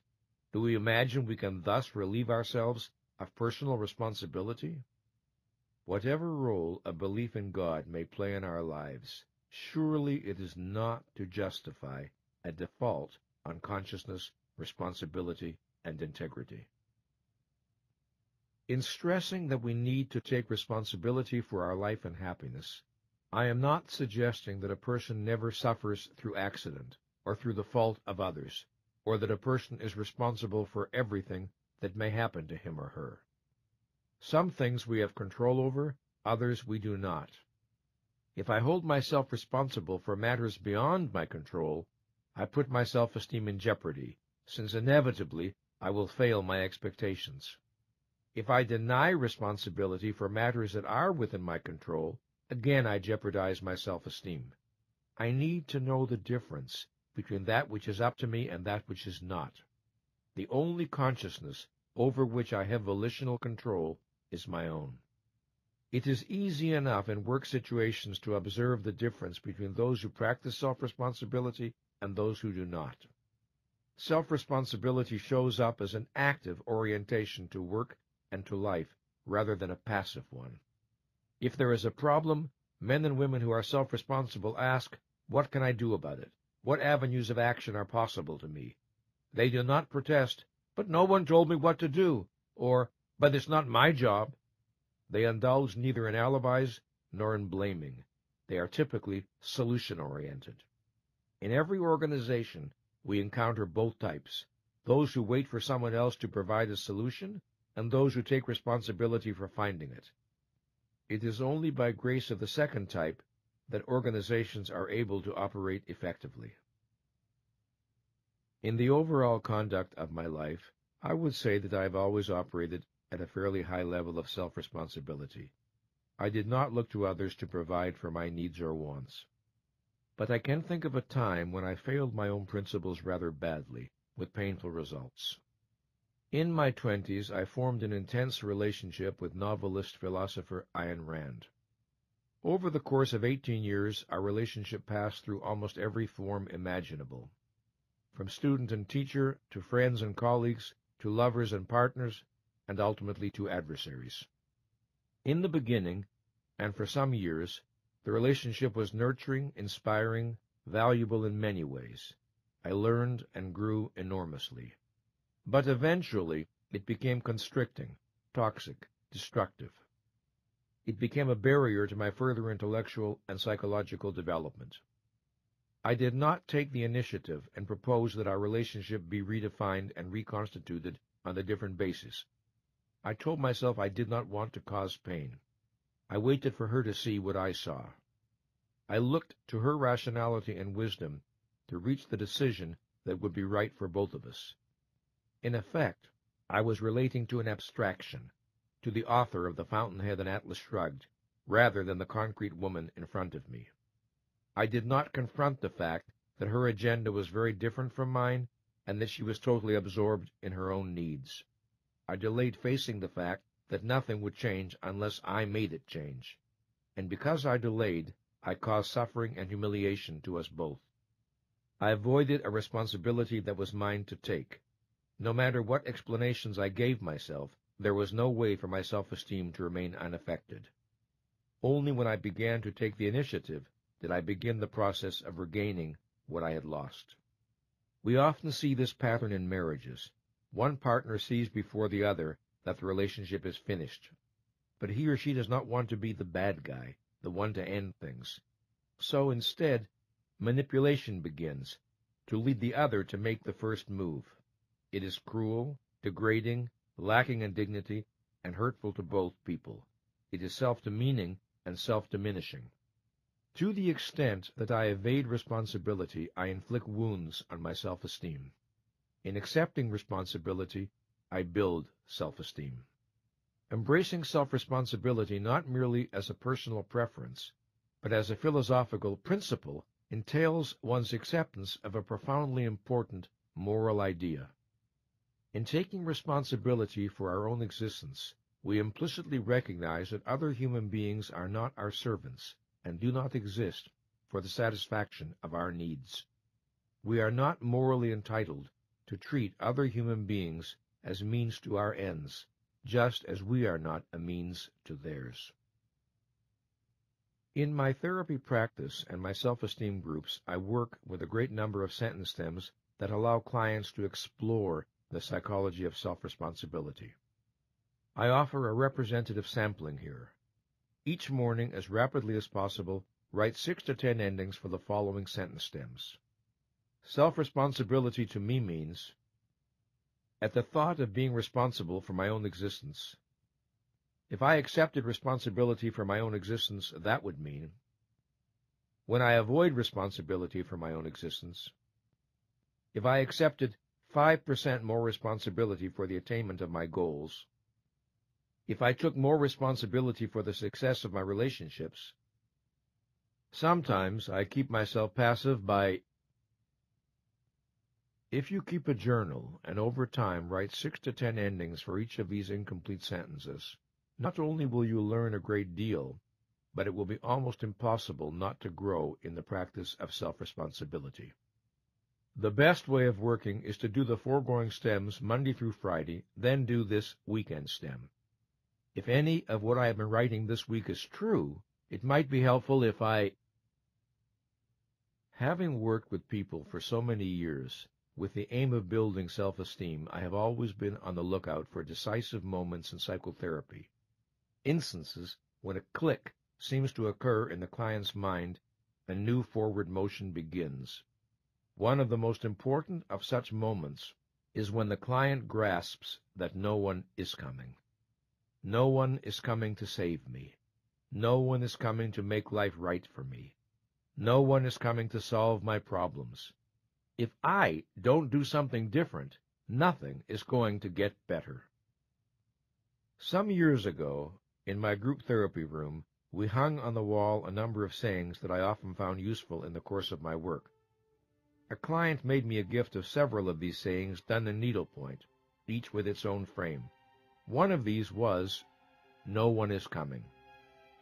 One day a group member with a sense of humor challenged me about it. "Nathaniel, it's not true," he said. "You came." "Correct," I admitted. "But I came to say that no one is coming." The fourth pillar of self-esteem is the practice of self-assertiveness. Self-assertiveness means honoring my wants, needs, and values and seeking appropriate forms of their expression in reality.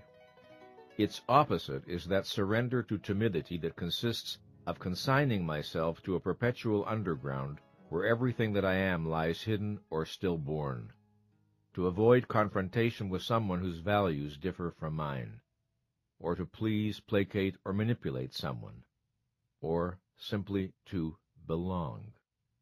Self-assertion does not mean belligerence or inappropriate aggressiveness.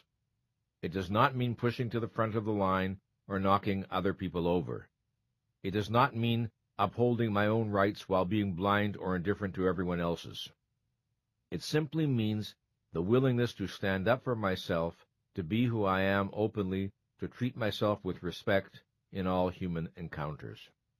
To practice self-assertiveness is to live authentically, to speak and act from my innermost convictions and feelings, as a way of life, as a rule, allowing for the obvious fact that there may be particular circumstances in which I may justifiably choose not to do so.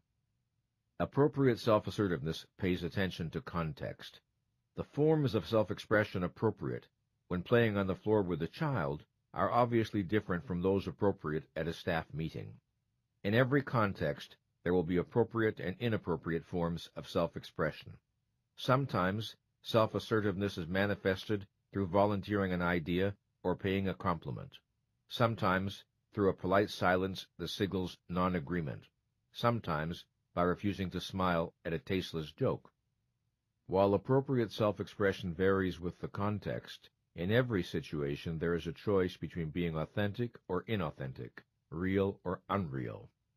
If we do not want to face this, of course, we will deny that we have such a choice. We will assert that we are helpless. But the choice is always there. Let's examine what self-assertiveness is and is not. The first and basic act of self-assertion is the assertion of consciousness. This entails the choice to see, to think, to be aware, to send the light of consciousness outward toward the world, and inward toward our own being. To ask questions is an act of self-assertion. To challenge authority is an act of self-assertion. To think for oneself and to stand by what one thinks is the root of self-assertion. To default on this responsibility is to default on the self at the most basic level. Note that self-assertiveness should not be confused with mindless rebelliousness. Sometimes people who are essentially dependent and fearful choose a form of assertiveness that is self-destructive. It consists of reflexively saying no when their interest would be better served by saying yes. Their only form of self-assertiveness is protest, whether it makes sense or not. We often see this response among teenagers and among adults who have never matured beyond this teenage level of consciousness. While healthy self-assertiveness requires the ability to say no, it is ultimately tested not by what we are against, but by what we are for. A life that consists only of a string of negations is a waste and a tragedy. Self-assertiveness asks that we not only oppose what we deplore, but that we live and express our values. To practice self-assertiveness logically and consistently is to be committed to my right to exist. This proceeds from the knowledge that my life does not belong to others, and that I am not here on earth to live up to someone else's expectations. To many people, this is a terrifying responsibility. It means that mother and father and other authority figures cannot be counted on as protectors. It means they are responsible for their own existence and for generating their own sense of security. To practice self-assertiveness consistently, I need the conviction that my ideas and wants are important. Unfortunately, this conviction is often lacking. When we were young, many of us received signals conveying that what we thought and felt or wanted was not important. It often takes courage to honor what we want and to fight for it. For many people, self-surrender and self-sacrifice are far easier. They do not require the integrity and responsibility that intelligent selfishness requires. Within an organization, self-assertiveness is required not merely to have a good idea, but to develop it, fight for it, work to win supporters for it, do everything within one's power to see that it gets translated into reality. It is the lack of this practice that causes so many potential contributions to die before they are born. As a consultant, when I am asked to work with a team that has difficulty functioning effectively on some project, I often find that one source of the dysfunction is one or more people who do not really participate in the undertaking. Why? Because of some feeling that they do not have the power to make a difference. They do not believe that their contribution can matter. In their passivity, they become saboteurs. A project manager once remarked to me, "I'd rather worry about handling some egomaniac who thinks he's the whole project than struggle with some self-doubting but talented individual whose insecurities stop him from kicking in what he's got to offer." Without appropriate self-assertiveness, we are spectators, not participants. Healthy self-esteem asks that we leap into the arena, that we be willing to get our hands dirty. Persons with an underdeveloped sense of identity often tell themselves, "If I express myself, I may evoke disapproval. If I love and affirm myself, I may evoke resentment. If I am too happy with myself, I may evoke jealousy. If I stand out, I may be compelled to stand alone." Such people remain frozen in the face of such possibilities and pay a terrible price in loss of self-esteem. Self-assertion entails the willingness to confront rather than evade the challenges of life and to strive for mastery. When we expand the boundaries of our ability to cope, we expand self-efficacy and self-respect. When we commit ourselves to new areas of learning, when we take on tasks that stretch us, we raise personal power. We assert our existence. When we are attempting to understand something and we hit a wall, it is an act of self-assertiveness to persevere. When we undertake to acquire new skills, absorb new knowledge, extend the reach of our mind across unfamiliar spaces, we are practicing self-assertiveness. When we learn how to be in an intimate relationship without abandoning our sense of self, when we learn how to be kind without being self-sacrificing, when we learn how to cooperate with others without betraying our standards and convictions, then we are practicing self-assertiveness.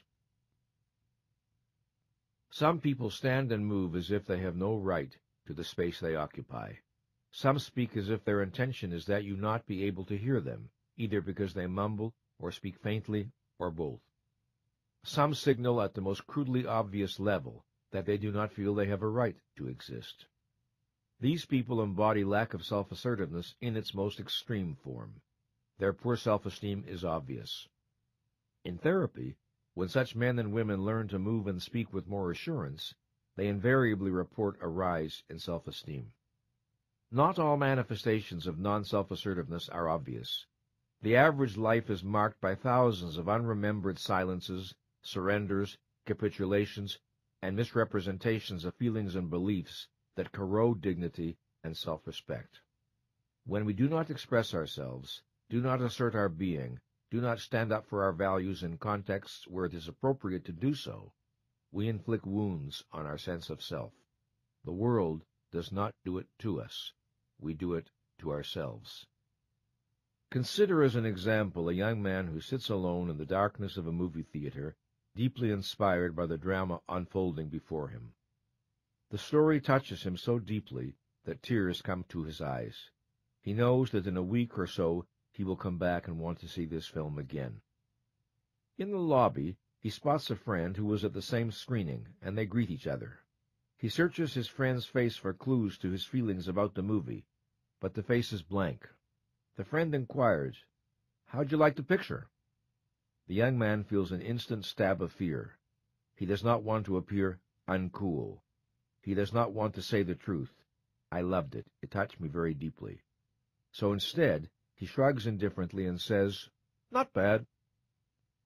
He does not know that he has just slapped his own face, or rather he does not know it consciously.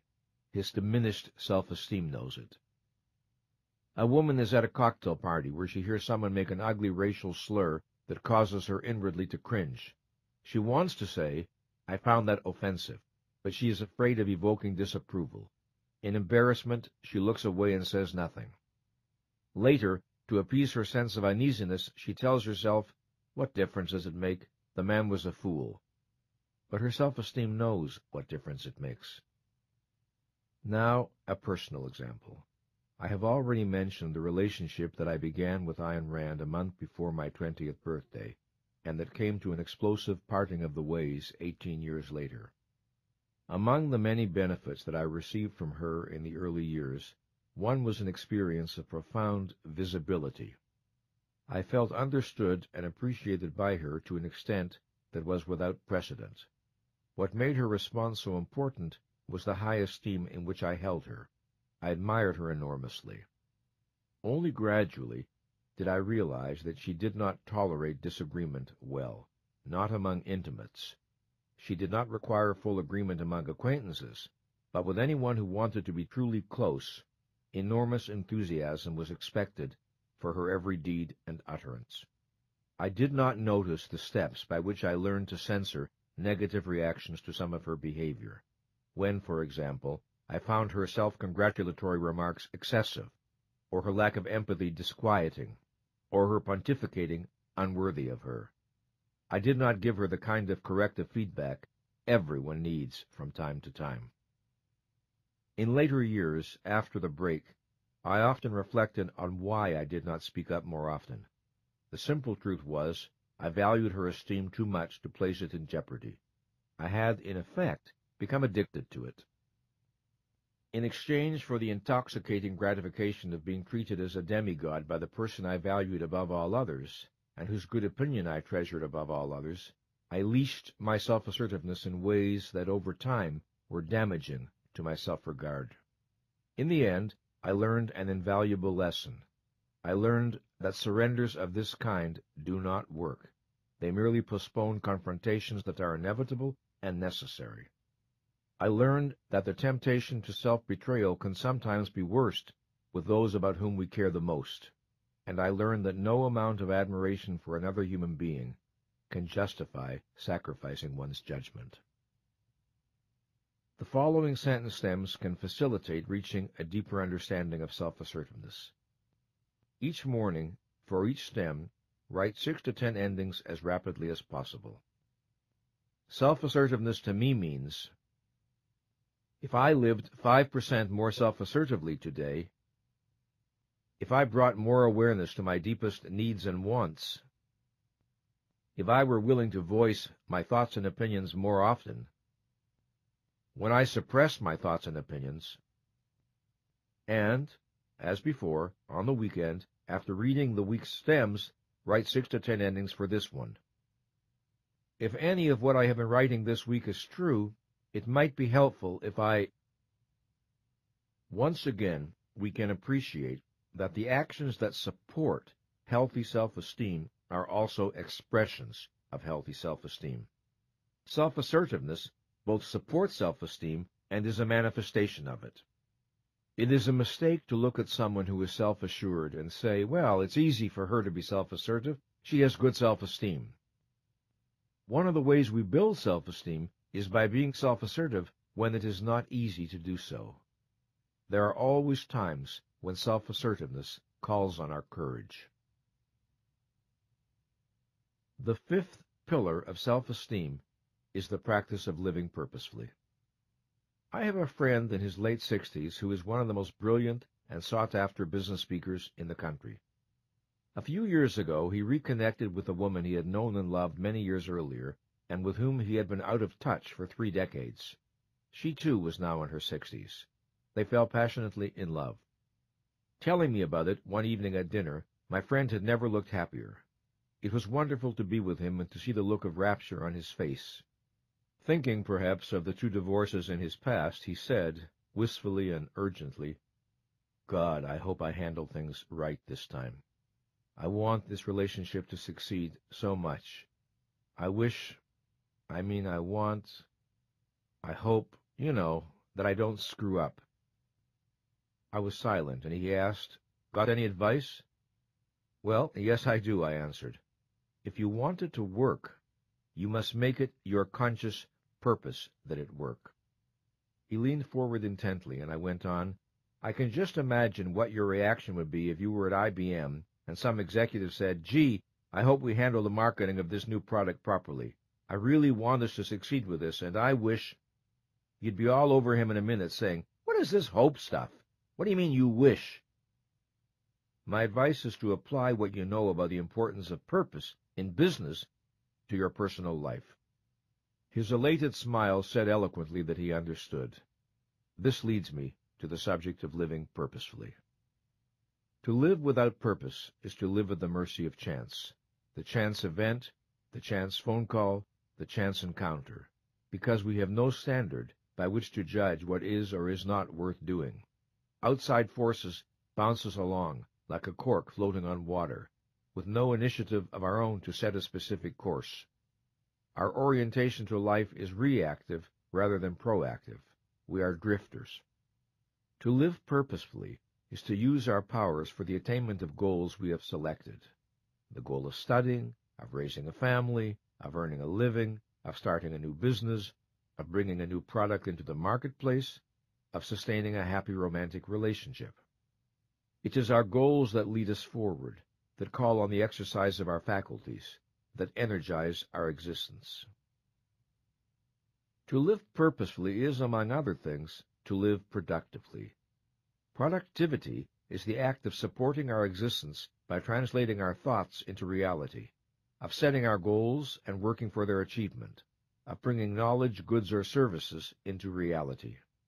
It is not the degree of a person's productive ability that matters here, but the person's choice to exercise such ability as he or she possesses. Nor is it the kind of work selected that is important, but whether a person seeks work that offers an outlet for his or her intelligence, if the opportunity to do so exists. The purposes that move us need to be specific if they are to be realized. I cannot organize my behavior optimally if my goal is merely to do my best. The assignment is too vague. My goal needs to be precisely defined. For example, to exercise on the treadmill for 30 minutes 4 times a week, to earn a specific sum of money in commissions by the end of the year, to achieve a specific market niche by a specific means, by a specific target date. With such specificity, I am able to monitor my progress, compare intentions with results, modify my strategy or my tactics in response to new information, and be accountable for the results I produce. To live purposefully is to be concerned with these questions. What am I trying to achieve? How am I trying to achieve it? Why do I think these means are appropriate? Does the feedback from the environment convey that I am succeeding or failing? Is there new information that I need to consider? Do my goals and purposes need to be rethought? It is easier for people to understand these ideas as applied to work than to personal relationships.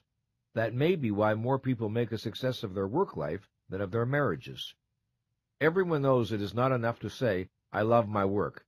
One must show up at the office and do something. Otherwise, the business moves toward non-existence. In intimate relationships, however, it is easy to imagine that love is enough, that happiness will just come, and if it doesn't, this means we were wrong for each other.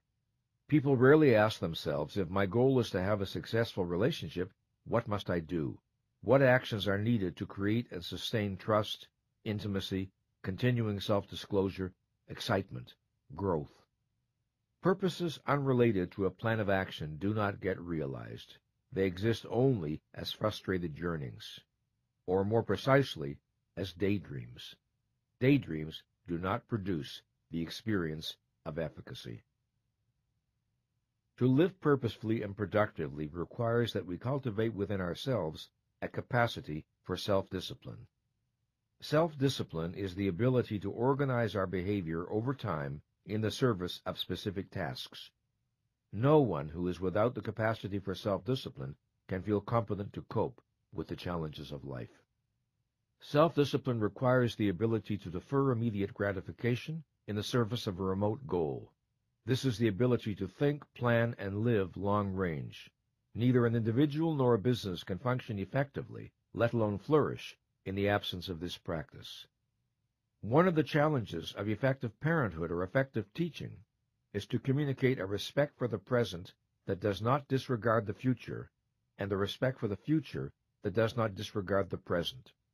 To master this balance is a challenge to all of us. It is essential if we are to enjoy the sense of being in control of our existence.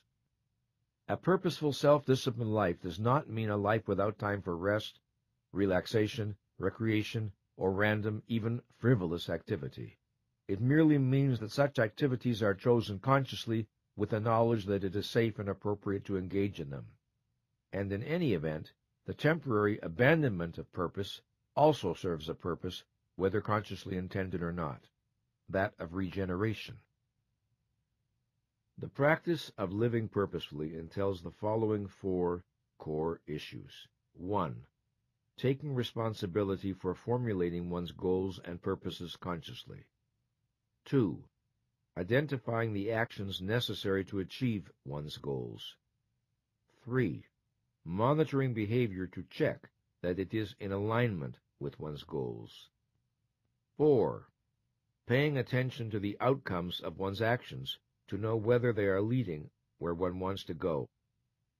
As an example of the confusions that can surround the issue of living purposefully, consider the extraordinary statement made by psychiatrist Irwin D. Yalom in his book Existential Psychotherapy.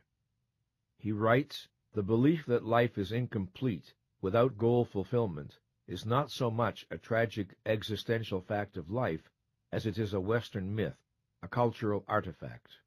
Unquote. But if there is anything we know, it is that life is impossible without goal fulfillment. Impossible on every level of evolution, from the amoeba to the human being. It is neither a tragic existential fact nor a Western myth, but rather the simple nature of life. The alternative to goal fulfillment is passivity and aimlessness.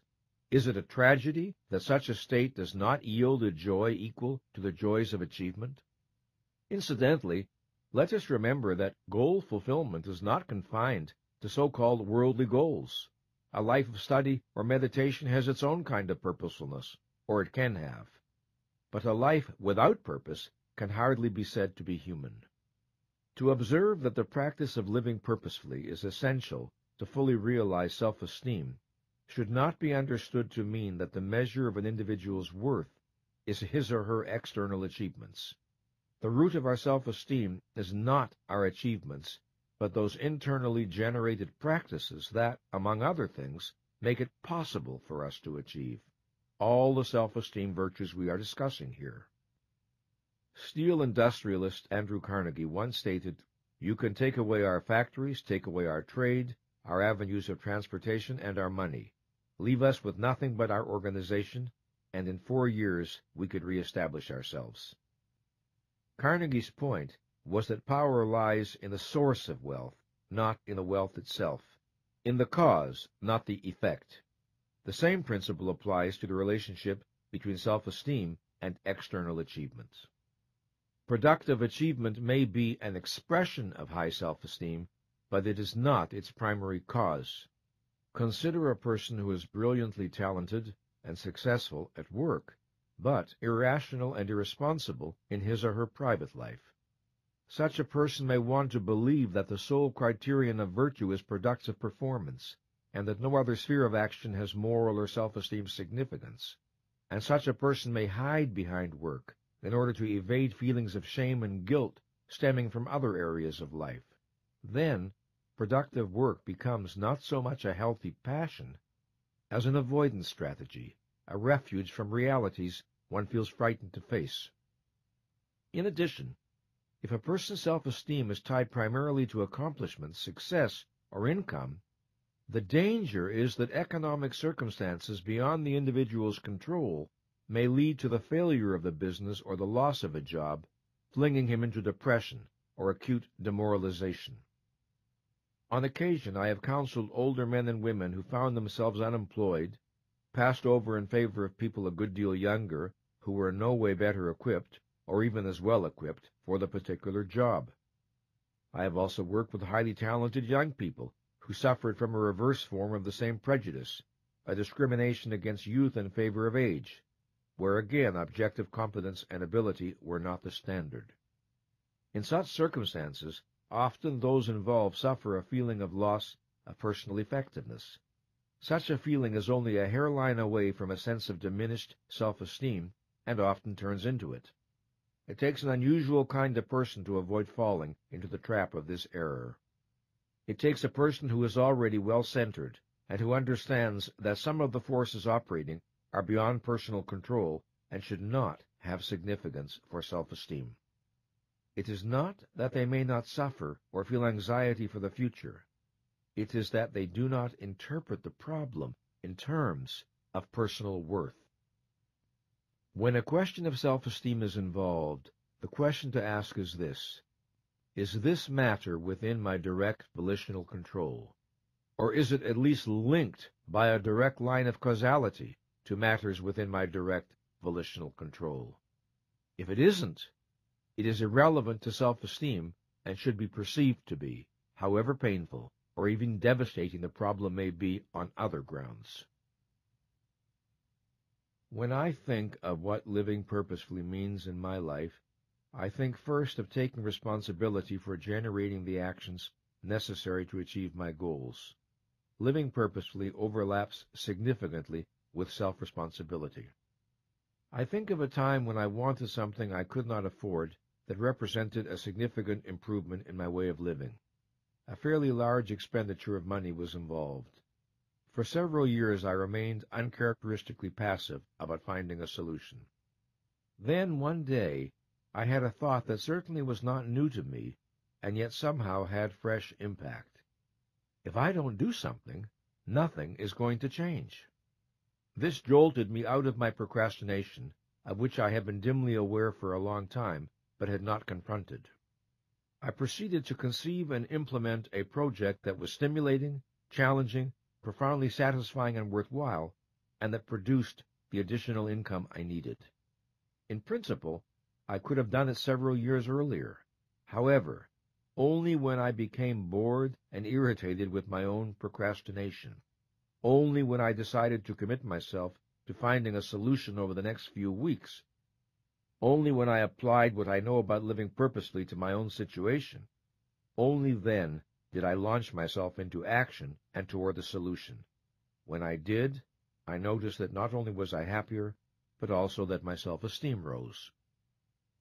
When I told this story in one of my self-esteem groups, I was challenged by someone who said, "That's okay for you, but not everyone is in a position to develop new projects. What are we to do?" I invited him to talk about his own procrastination and about the unfulfilled desire involved. If you made it your conscious purpose to achieve that desire, I asked, what might you do?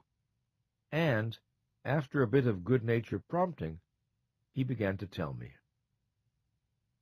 Here are some stem sentences that my clients find helpful in deepening their understanding of the ideas we've been discussing.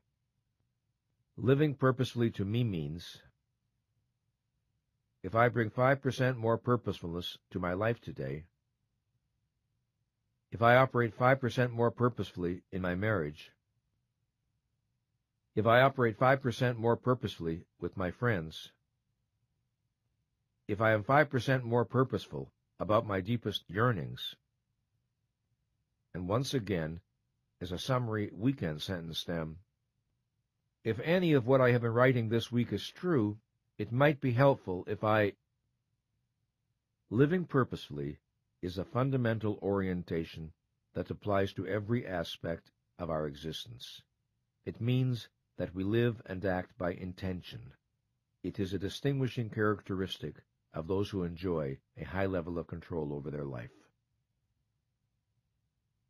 The sixth pillar of self-esteem is the practice of personal integrity. As we mature and develop our own values and standards, or absorb them from others, the issue of personal integrity assumes increasing importance in our self-assessment. Integrity is the integration of ideals, convictions, standards, beliefs, and behavior. When our behavior is congruent with our professed values, when ideals and practice match, we have integrity. When we behave in ways that conflict with our judgment, we lose face in our own eyes. We respect ourselves less. If the policy becomes habitual, we trust ourselves less, or cease to trust ourselves at all.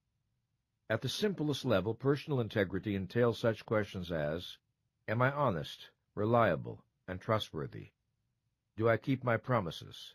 Do I do the things I say I admire, and avoid the things I say I deplore? Am I fair and just in my dealings with others? Integrity means congruence. Words and behavior match.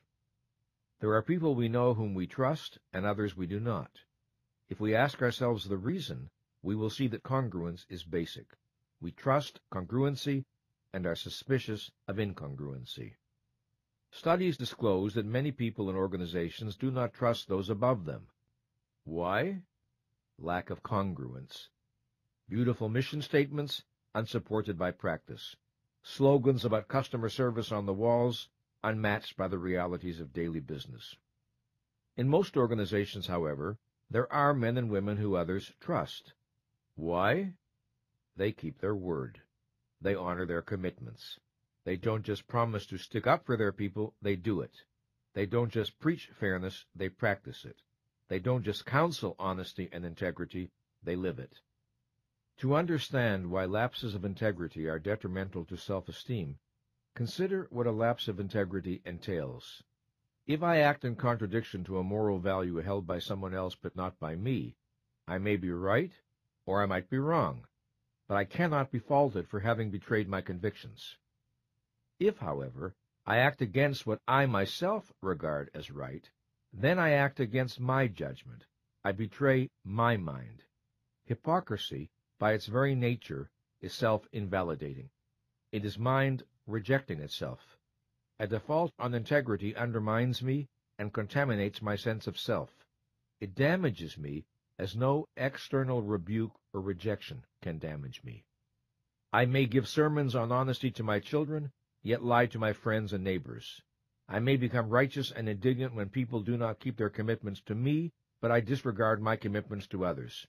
I may preach a concern with quality, but indifferently sell my customers shoddy goods. I may outmaneuver a colleague in the office and appropriate her achievements. I may ask for honest feedback, then penalize the employee who disagrees with me. And I may evade my hypocrisy. I may produce any number of rationalizations.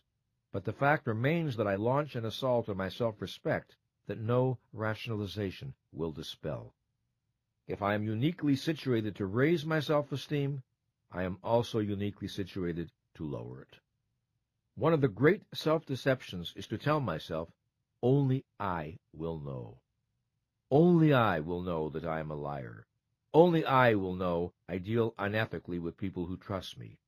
Only I will know I have no intention of honoring my promise. The implication is that my judgment is unimportant, and that only the judgment of others counts. But when it comes to matters of self-esteem, mine is the only judgment that counts. My ego is the judge from whom there is no escape. I can avoid people who have learned the humiliating truth about me. I cannot avoid myself. I recall a news article I read some years ago about a medical researcher of high repute who was discovered to have been faking his data for a long time while piling up grant after grant and honor after honor. There was no way for self-esteem not to be a casualty of such behavior, even before the fakery was revealed. He knowingly chose to live in a world of unreality, where his achievements and prestige were equally unreal. Long before others knew, he knew. Impostors of this kind, who live for an illusion in someone else's mind, which they hold as more important than their own knowledge of the truth, do not enjoy good self-esteem. Most of the issues of integrity we face are not big issues but small ones. Yet the accumulated weight of our choices has an impact on our sense of self. As I mentioned earlier, I conduct weekly ongoing self-esteem groups for people who have come together for a specific purpose. to grow in self-efficacy and self-respect. One evening I gave the group this sentence stem: if I bring 5% more integrity into my life. Here are some of the endings that were expressed. If I bring 5% more integrity into my life, I tell people when they do things that bother me. I wouldn't pad my expense account. I'd be truthful with my husband about what my clothes cost. I'd tell my parents I no longer believe in God. I'd admit it when I'm flirting. I wouldn't be so ingratiating to people I dislike. I wouldn't laugh at jokes I think are stupid and vulgar. I'd put in more of an effort at work. I'd help my wife more with chores, as I promised. I'd tell customers the truth about what they're buying. I wouldn't just say what people want to hear. The ease and speed of people's responses point to the fact that these matters are not very far beneath the surface of awareness, although there is understandable motivation to evade them. People greatly underestimate the self-esteem costs and consequences of hypocrisy and dishonesty. They imagine that all that is involved is some discomfort, but it is the spirit itself that is contaminated. The essence of guilt is moral self-reproach. I did wrong when it was possible for me to do otherwise. Guilt always carries the implication of choice and responsibility, whether or not we consciously are aware of it. For this reason, it is imperative that we be clear on what is and is not in our power, what is and is not a breach of integrity. Otherwise, we run the risk of accepting guilt inappropriately. For example, suppose someone we love is killed in an accident. Even though we may know the thought is irrational, we may tell ourselves, somehow I should have prevented it. Perhaps this guilt is fed in part by our regrets over actions taken or not taken while the person was alive. The survivor feels, if only I had done such and such differently, this terrible accident would not have occurred. Thus, guilt can serve the desire for efficacy by providing an illusion of efficacy. The protection of self-esteem requires a clear understanding of the limits of personal responsibility. Where there is no power, there can be no responsibility, and where there is no responsibility, there can be no reasonable self-reproach. Regret? Yes. Guilt? No. The idea of original sin, of guilt where there is no possibility of innocence, no freedom of choice, no alternatives available, is anti-self-esteem by its very nature. The very notion of guilt without volition or responsibility is an assault on reason as well as on morality. Let us think about guilt and how it can be resolved in situations where we are personally responsible. Generally speaking, 5 steps are needed to restore one's sense of integrity with regard to a particular breach. 1. We must face and accept the full reality of what we have done without disowning or avoidance. 2. We seek to understand why we did what we did. We do this compassionately, but without evasive alibying. 3. If others are involved, we acknowledge explicitly to the relevant person or persons the harm we have done and convey our understanding of the consequences of our behavior. 4. We take any and all actions available that might make amends for or minimize the harm we have done. 5. We firmly commit ourselves to behaving differently in the future.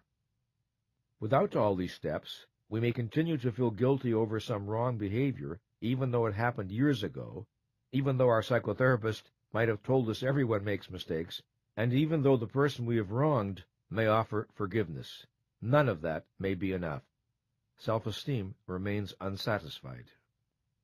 Sometimes we try to make amends without ever owning or facing what we have done, or we keep saying, "I'm sorry," or we go out of our way to be nice to the person we have wronged without ever addressing a wrong explicitly, or we ignore the fact that there are specific actions we could take to undo the harm we have caused.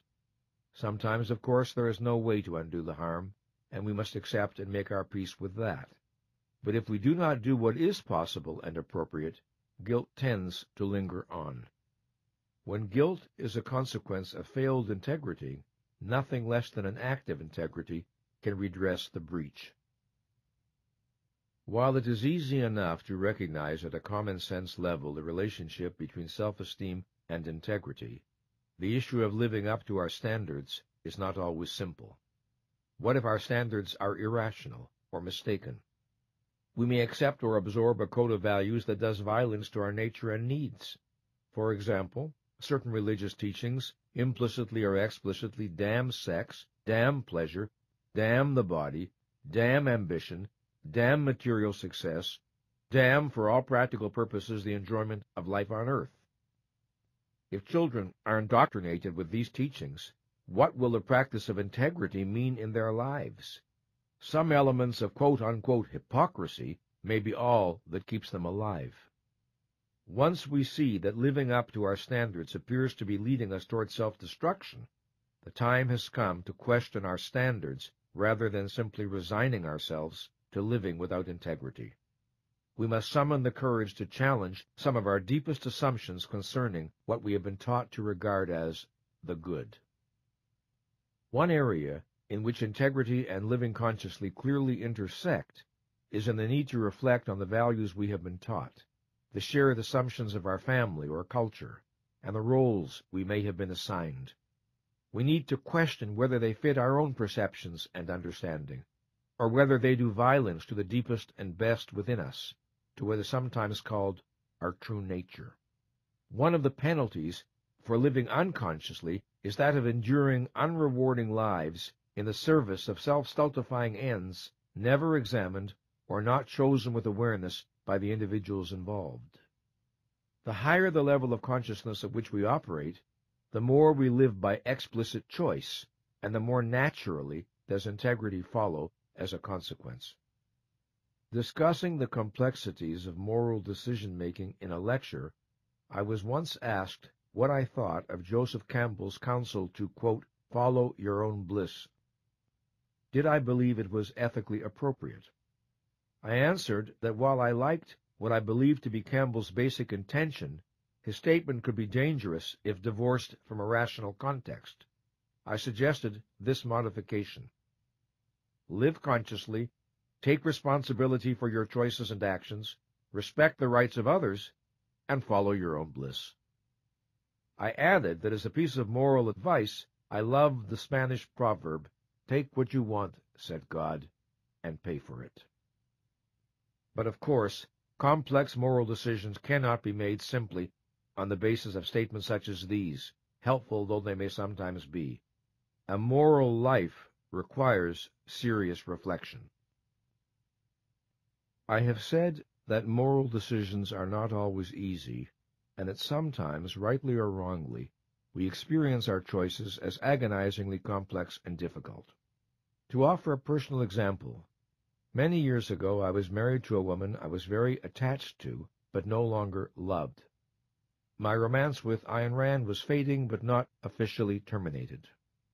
Both relationships were painfully unresolved when I met and fell passionately in love with a third woman I would later marry, Patricia, who would die at the age of 37.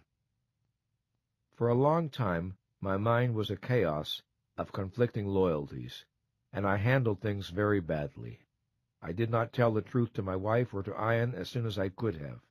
Never mind the reasons. Reasons do not alter facts. It was a long road, but at its end was painfully acquired knowledge I had possessed at the beginning. That knowledge was that the truth had to be told, and that by procrastinating and delaying, I merely made the consequences for everyone more terrible. I succeeded in protecting no one, least of all myself. If part of my motive was to spare people I cared about, I inflicted a worse pain than they would otherwise have experienced. If part of my motive was to protect my self-esteem by avoiding a conflict between my values and loyalties, it was my self-esteem that I damaged. Lies do not work. If we examine our lives, we may notice that our practice of integrity exhibits inconsistencies. There are areas where we practice it more and areas where we practice it less. Rather than evade this fact, it is useful to explore it. It is worthwhile to consider what stands in the way of my practicing integrity in every area of my life. What would happen if I lived my values consistently? Here are sentence stems that can aid the process of exploration.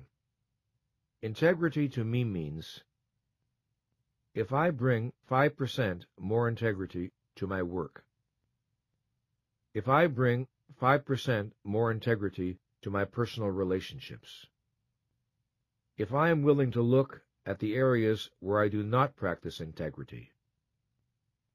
On the weekend, again work with this sentence stem.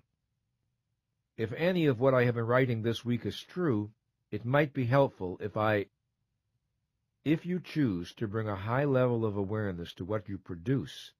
In doing these sentence stems, you may discover that living with greater integrity has become realizable. In a world where we regard ourselves and are regarded by others as accountable for our actions, the practice of integrity is relatively easier than in a world where the principle of personal accountability is absent. A culture of accountability tends to support our moral aspirations.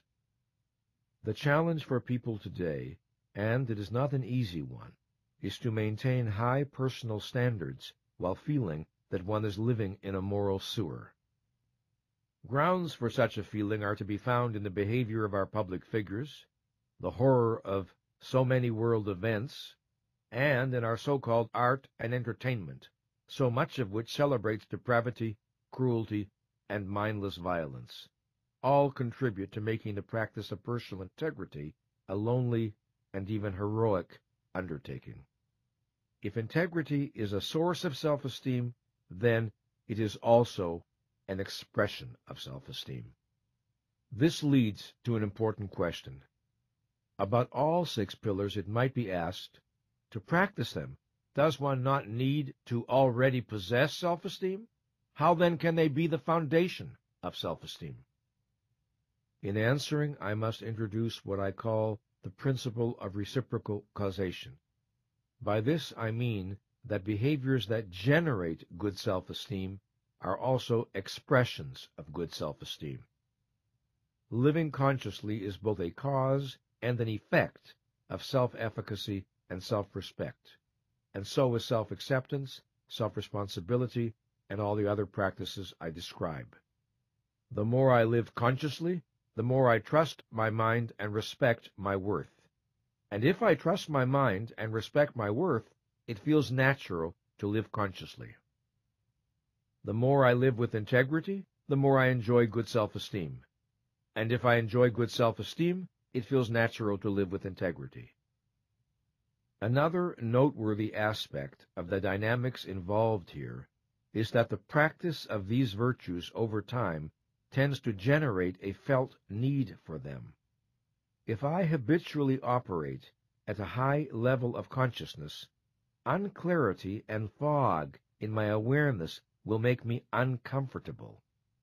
If I have been consistent in my integrity, I will experience dishonesty on my part as disturbing, and will feel a thrust to resolve the dissonance and restore the inner sense of moral cleanliness.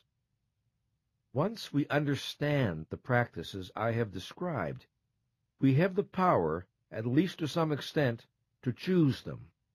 The power to choose them is the power to raise the level of our self-esteem from whatever point we may be starting, and however difficult the project may be in the early stages. An analogy to physical exercise may be helpful. If we are in poor physical condition, exercise is typically difficult. As our condition improves, exercise becomes easier and more enjoyable. We begin where we are and build our strength from there. Raising self-esteem follows the same principle. These practices are ideals to guide us, and, this can hardly be overemphasized, they do not have to be lived perfectly 100% of the time in order to have a beneficent impact on our lives. Small improvements make a difference.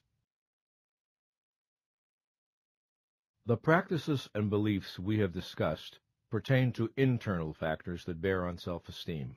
That is, they exist or are generated from within the individual. We will now turn to an examination of external factors, that is, factors originating in the environment. What is the role and contribution of other people? What is the potential impact of parents, teachers, managers, and the culture in which one lives? These are the questions I will address in the remainder of this program. Let's begin with the role of parents. The proper aim of parental nurturing is to prepare a child for independent survival as an adult. An infant begins in a condition of total dependency. If his or her upbringing is successful, the young man or woman will evolve out of that dependency into a self-respecting and self-responsible human being who is able to respond to the challenges of life competently and enthusiastically. It is an old and excellent adage that effective parenting consists, first, of giving a child roots to grow, and then wings to fly, the security of a firm base, and the self-confidence one day to leave it. Children do not grow up in a vacuum. They grow up in a social context. Parental behavior alone does not decide the course of a child's psychological development. Apart from the fact that sometimes the most important influence in a child's life is a teacher, or a grandparent, or a neighbor, external factors are only part of the story, never the whole. We are beings whose consciousness is volitional. So, beginning in childhood and continuing throughout our life, we make choices that have consequences for the kind of person we become and the level of self-esteem we attain. To say that parents can make it easier or harder for a child to develop healthy self-esteem is to say that parents can make it easier or harder for a young person to learn the 6 practices and make them a natural and integral part of his or her life. The 6 practices provide a standard for assessing parental policies. Do these policies encourage or discourage consciousness, self-acceptance, self-responsibility, self-assertiveness, purposefulness, and integrity? Do they raise or lower the probability that a child will learn self-esteem supporting behaviors? A child who is treated with love tends to internalize the feeling and to experience him or herself as lovable. Love is conveyed by verbal expression, nurturing actions, and the joy and pleasure we show in the sheer fact of the child's being. An effective parent can convey anger or disappointment without signaling withdrawal of love. An effective parent can teach without resorting to rejection. The value of the child as a human being is not, should not be, on trial. Love is not felt to be real when it is always tied to performance, tied to living up to mother's or father's expectations, and is withdrawn from time to time as a means of manipulating obedience and conformity. Love is not felt to be real when the child receives subtle or unsubtle messages to the effect that you are not enough. Unfortunately, many of us receive such messages. You may have potential, but you are unacceptable as you are. You need to be fixed. One day you may be enough, but not now. You will be enough only if you fulfill our expectations. I am enough does not mean I have nothing to learn and nowhere to grow to. It means I accept myself as of value as I am. We cannot build self-esteem on a foundation of I am not enough. To convey to a child you are not enough is to subvert self-esteem at the core. No child feels loved who receives such messages. A child whose thoughts and feelings are treated with acceptance tends to internalize the response and to learn self-acceptance. Acceptance is conveyed not by agreement, but by listening to and acknowledging the child's thoughts and feelings, and not by chastising, arguing, lecturing, psychologizing, or insulting. If a child is repeatedly told that he or she must not feel this, must not feel that, the child is encouraged to deny and disown feelings or emotions in order to please or placate parents. If normal expressions of excitement, anger, happiness, sexuality, longing, and fear are treated as unacceptable, or wrong, or sinful, or otherwise distasteful to parents, the child may disown and reject more and more of the self to belong, to be loved, to avoid the terror of abandonment. We do not serve a child's development by making self-repudiation the price of our love. Few attitudes of parents can be so helpful for the child's healthy development as the child's experience that his or her nature, temperament, interests, and aspirations are accepted, whether or not parents share them. It is unrealistic in the extreme to imagine that parents will enjoy or be comfortable with a child's every act of self-expression. But acceptance does not require enjoyment or comfort or agreement. A parent may be athletic, a child may not be, or the reverse. A parent may be artistic, a child may not be, or the reverse. A parent may be very social, a child may be less so, or the reverse. A parent may be competitive, a child may not be, or the reverse. If differences are accepted, self-esteem can grow. A child who receives respect from adults tends to learn self-respect. Respect is conveyed by addressing a child with the courtesy one normally extends to adults.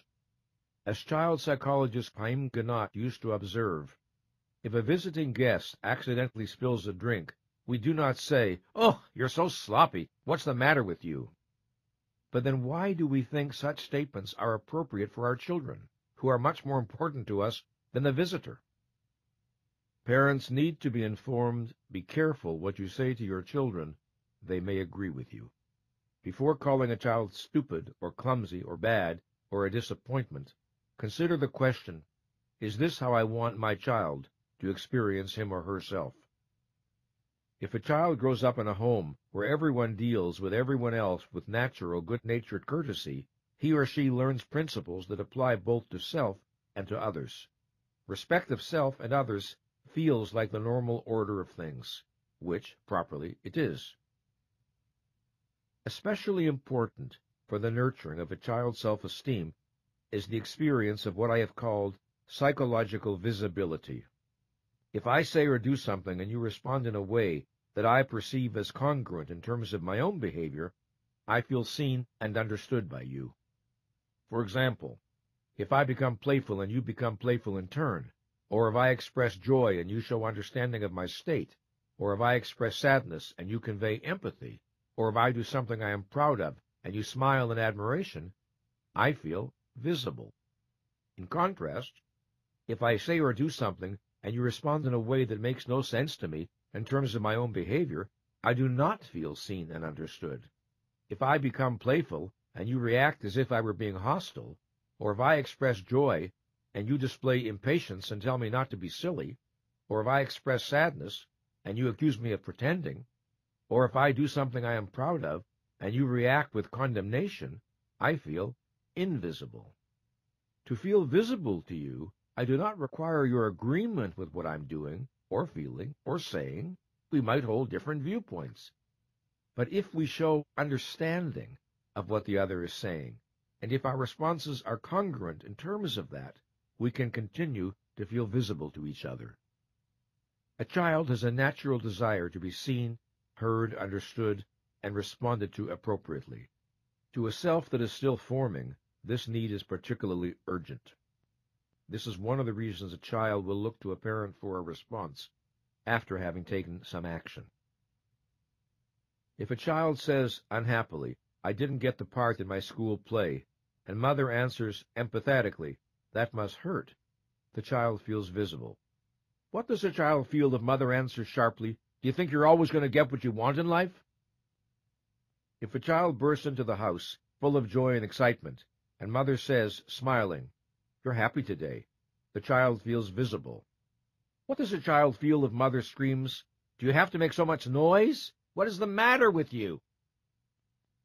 When we convey love, appreciation, empathy, acceptance, and respect, we make a child visible.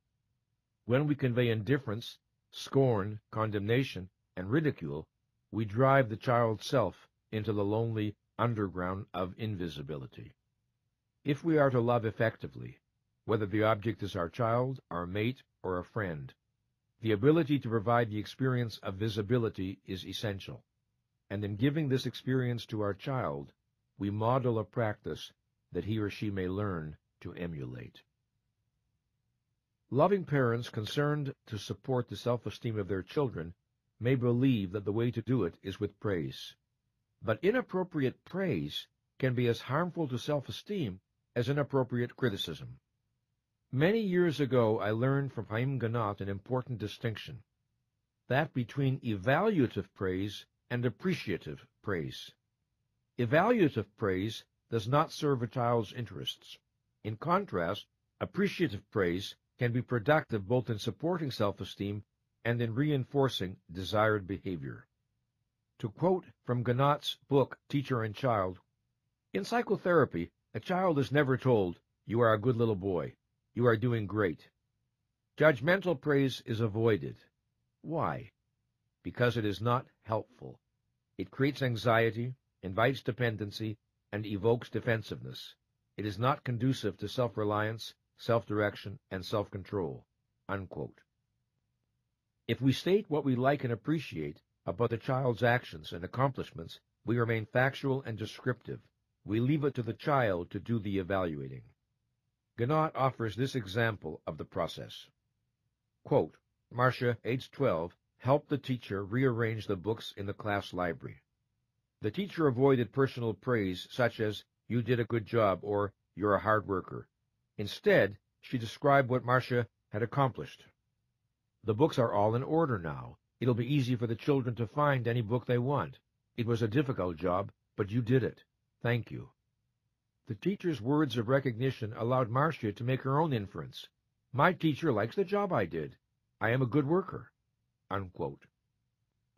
The more specifically targeted our praise, the more meaningful it is to the child.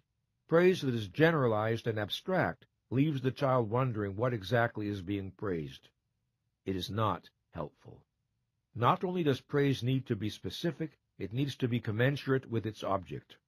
Overblown or grandiose praise tends to be overwhelming and anxiety-provoking, because the child knows it does not match his or her self-perceptions.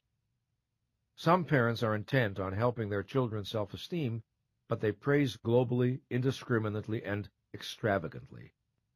At best, this does not work. At worst, it backfires. The child feels invisible and anxious.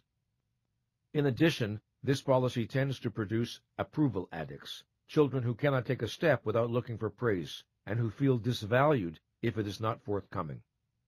If we wish to nurture autonomy, always leave space for the child to make his or her own evaluations after we have described behavior. Leave the child free of the pressure of our judgments. Help create a context in which independent thinking can occur. As to criticism, it needs to be directed only at the child's behavior, never at the child. The principle is this: describe the behavior, describe your feelings about it, describe what you want done, if anything, and omit character assassination. No good purpose is ever served by assaulting a child's self-esteem. This is the first rule of effective criticism. We do not inspire better behavior by impugning a child's worth, intelligence, morality, character, intentions, or psychology. No one was ever made good by being informed he or she was bad. Attacks on self-esteem tend to increase the likelihood that the unwanted behavior will happen again. The child thinks, since I am bad, I will behave badly. There is perhaps nothing more important to know about children than that they need to make sense out of their experience. In effect, they need to know that the universe is rational. They need to know that human existence is knowable, predictable, and stable. On that foundation, they can build a sense of efficacy. Without it, the task is worse than difficult. Sanity in family life is one of a child's most urgent needs if healthy development is to be possible. What does sanity mean in this context? It means adults who, for the most part, say what they mean and mean what they say. It means rules that are understandable, consistent, and fair. It means not being punished today for behavior that was ignored or even rewarded yesterday. It means a home in which reality is appropriately acknowledged. It means parents who practice what they preach, who are willing to admit when they make mistakes and apologize when they know they have been unfair or unreasonable. It means parents who reward and reinforce consciousness in a child rather than discourage and penalize it. If, instead of obedience, we want cooperation from our children, if, instead of conformity, we want self-responsibility, we can achieve it in a home environment that supports the child's mind. We cannot achieve it in an environment intrinsically hostile to the exercise of mind. We want to teach our children healthy ideas and values. Ideas and values are most powerfully communicated when they are embedded into family life, rooted into the being of the parents. Regardless of what we think we're teaching, we teach what we are. We need not pretend to our children that we are perfect. We can acknowledge our struggles and admit our mistakes. The likelihood is that the self-esteem of everyone in the family will benefit. In supporting and nurturing the self-esteem of our children, we support and nurture our own. To many children, school represents a second chance, an opportunity to acquire a better sense of self and a better vision of life than was offered in their home. A teacher who projects confidence in the child's competence and goodness can be a powerful antidote to a family in which such confidence is lacking, a family in which perhaps the opposite perspective is conveyed. A teacher who refuses to accept a child's negative self-concept and relentlessly holds to a better view of the child's potential has the power sometimes to save a life. But for some children, school is a legally enforced incarceration at the hands of teachers who lack either the self-esteem or the training or both to do their jobs properly. These are teachers who do not inspire, but humiliate. They do not speak the language of courtesy and respect, but of ridicule and sarcasm. They do not motivate by offering values, but by evoking fear. They do not believe in the child's possibilities, they believe only in limitations. They do not light fires in minds, they extinguish them. Who cannot recall encountering at least one such teacher during one's school years? Most teachers want to make a positive contribution to the minds entrusted to their care. If they sometimes do harm, it is not by intention. And today, most are aware that one of the ways they can contribute is by nurturing the child's self-esteem. They know that children who believe in themselves and whose teachers project a positive view of their potential do better in school than children without these advantages. Indeed, of any professional group, it is teachers who have shown the greatest receptivity to the importance of self-esteem. But what nurtures self-esteem in the classroom is not self-evident. I have stressed that feel-good notions are harmful rather than helpful. Yet if one examines the proposals offered to teachers on how to raise student self-esteem, many are the kind of trivial nonsense that give self-esteem a bad name. These include praising and applauding a child for virtually everything he or she does, dismissing the importance of objective accomplishments, handing out gold stars on every possible occasion, and propounding an entitlement idea of self-esteem that leaves it divorced from both behavior and character. One of the characteristics of persons with healthy self-esteem is that they tend to assess their abilities and accomplishments realistically, neither denying nor exaggerating them. Might a student do poorly in school and yet have good self-esteem? Of course. There are any number of reasons why a particular boy or girl might not do well scholastically, from a dyslexic condition to lack of adequate challenge and stimulation. Grades are hardly a reliable indicator of a given individual's self-efficacy and self-respect. But rationally self-esteeming students do not delude themselves that they are doing well when they are doing poorly. What makes the challenge of fostering children's self-esteem particularly urgent today is that many young people arrive in school in such a condition of emotional distress that concentrating on learning can be extraordinarily difficult. Schools cannot be expected to provide solutions for all the problems in students' lives. But good schools and good teachers can make an enormous difference. As with parents, it is easier for a teacher to inspire self-esteem in students if the teacher exemplifies and models a healthy affirmative sense of self. Indeed, some research suggests that this is the primary factor in the teacher's ability to contribute to a student's self-esteem. Teachers with low self-esteem tend to be more punitive, impatient, and authoritarian. They tend to focus on the child's weaknesses rather than strengths. They inspire fearfulness and defensiveness. They encourage dependency. Teachers with low self-esteem tend to be over-dependent on the approval of others. They tend to feel that others are the source of their self-esteem. Therefore, they are hardly in a position to teach that self-esteem must be generated primarily from within. They tend to use their own approval and disapproval to manipulate students into obedience and conformity. They teach that self-esteem comes from adult and peer approval. They convey an external approach to self-esteem rather than an internal one, thereby deepening whatever self-esteem problems students already have. Children watch teachers in part to learn appropriate adult behavior. If they see ridicule and sarcasm, often they learn to use it themselves. If they hear the language of disrespect and cruelty, it tends to show up in their own verbal responses.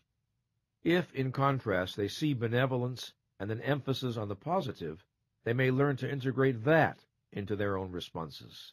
If they witness fairness, they may absorb the attitude of fairness.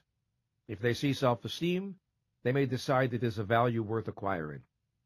What a great teacher, a great parent, a great psychotherapist, and a great coach have in common is a deep belief in the potential of the person with whom they are concerned. They possess a conviction about what that person is capable of being and doing, plus the ability to transmit that conviction during their interactions. Teachers with good self-esteem are likely to understand that if they wish to nurture the self-esteem of another, they need to relate to that person from their vision of his or her worth and value, providing an experience of acceptance and respect. They know that most of us tend to underestimate our inner resources, and they keep that knowledge central in their awareness. Most of us are capable of more than we believe. When teachers remain clear about this, others can acquire this understanding from them, almost by contagion. One of the painful things about being a child is that one tends not to be taken seriously by adults. Whether one is dismissed discourteously or praised for being cute, most children are not used to having their dignity as human beings respected.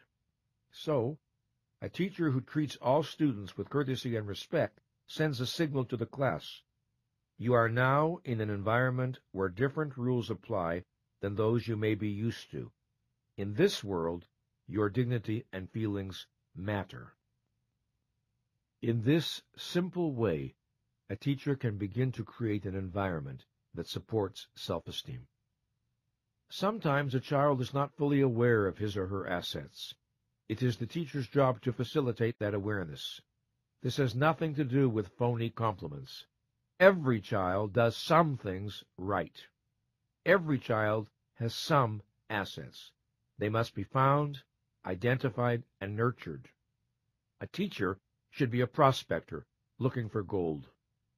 Try to think back to what it would have been like to be in a class where the teacher felt there was no more urgent task than to discover the good in you, your strengths and virtues, and to help you become more aware of them. Would that have inspired the best in you? Would that be an environment in which you were motivated to grow and learn? In every classroom, there are rules that must be respected, of course, if learning is to progress and tasks are to be accomplished. Rules can be imposed by dint of the teacher's power, or they can be explained in such a way as to engage the mind and understanding of the student. A teacher can think about rules in one of two ways. She or he can wonder, how can I make students do what needs to be done? Or he or she can wonder, how can I inspire students to want to do what needs to be done? The first orientation is necessarily adversarial and at best achieves obedience while encouraging dependency. The second orientation is benevolent and achieves cooperation, while encouraging self-responsibility. Which approach a teacher feels more comfortable with has a good deal to do with his or her own sense of efficacy as a person. If low self-esteem can impel some teachers to rigid, punitive, even sadistic behavior, it can impel others to the kind of mushy permissiveness that signals a complete absence of authority, with classroom anarchy as the result. Compassion and respect do not imply lack of firmness. A capitulation to disruptive elements in the class means abdication of the teacher's responsibilities. Competent teachers understand the need for standards of acceptable behavior, but they also understand that toughness need not and should not entail insults or responses aimed at demeaning anyone's sense of personal value. One of the characteristics of a superior teacher is mastery of this challenge. To achieve the results they want, teachers sometimes have to exercise imagination. One teacher I know solved a classroom problem by gravely asking the biggest, noisiest boy in the class, when they were alone, if he could help her by exercising his natural leadership abilities to persuade some of the others to be more orderly. The boy looked a bit disoriented, evidently not knowing how to answer, but peace quickly prevailed, and the boy responsible felt proud of himself. The frustrations, pressures, and challenges teachers face test their self-esteem, energy, and dedication every day. To preserve throughout their careers the vision with which the best of them started, to hold fast to the idea that the business they are in is that of setting minds on fire, is a heroic project. The work they are doing could not be more important, yet to do it well, they need to embody that which they wish to communicate. A teacher who does not operate at an appropriate level of consciousness cannot model living consciously for his or her students. A teacher who is not self-accepting will be unable successfully to communicate self-acceptance. A teacher who is not self-responsible will have a difficult time persuading others of the value of self-responsibility. A teacher who is afraid of self-assertiveness will not inspire its practice in others. A teacher who is not purposeful is not a good spokesperson for the practice of living purposefully. A teacher who lacks integrity will be severely limited in the ability to inspire it in others. If their goal is to nurture self-esteem in those entrusted to their care, then teachers, like parents, like psychotherapists, like all of us, need to begin by working on their own. One arena in which this can be done is the classroom itself. Just as parenting can be a spiritual discipline, a path for personal development, so can teaching. The challenges each venue presents can be turned into vehicles for personal growth. Now, I want to focus on the world of work, on the challenges to economic adaptiveness, both for individuals and organizations. In an economy in which knowledge, information, creativity, and their translation into innovation are the source of wealth and of competitive advantage, there are distinct challenges both to individuals and to organizations. To individuals, whether as employees or as self-employed professionals, the challenges include to acquire appropriate knowledge and skills and to commit oneself to a lifetime of continuous learning, which the rapid growth of knowledge makes mandatory, to work effectively with other human beings, which includes skill in written and oral communication, the ability to participate in non-adversarial relationships, understanding how to build consensus through give and take, and willingness to assume leadership and motivate co-workers when necessary. Finally, to manage and respond appropriately to change. To organizations, the challenges include to respond to the need for a constant stream of innovation by cultivating a discipline of innovation and entrepreneurship into the mission, strategies, policies, practices, and reward system of the organization, to go beyond paying lip service to the importance of the individual by designing a culture in which initiative, creativity, self-responsibility, and contribution are fostered and rewarded, and finally, to recognize the relationship between self-esteem and performance, and to think through and implement policies that support self-esteem. This demands recognizing and responding to the individual's need for a sane, intelligible, non-contradictory environment that a mind can make sense of for learning and growth, for achievement, for being listened to and respected, and for being allowed to make responsible mistakes.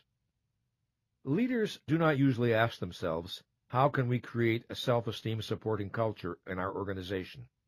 But the best of them do ask, what can we do to stimulate innovation and creativity? How can we make this the kind of place that will attract the best people?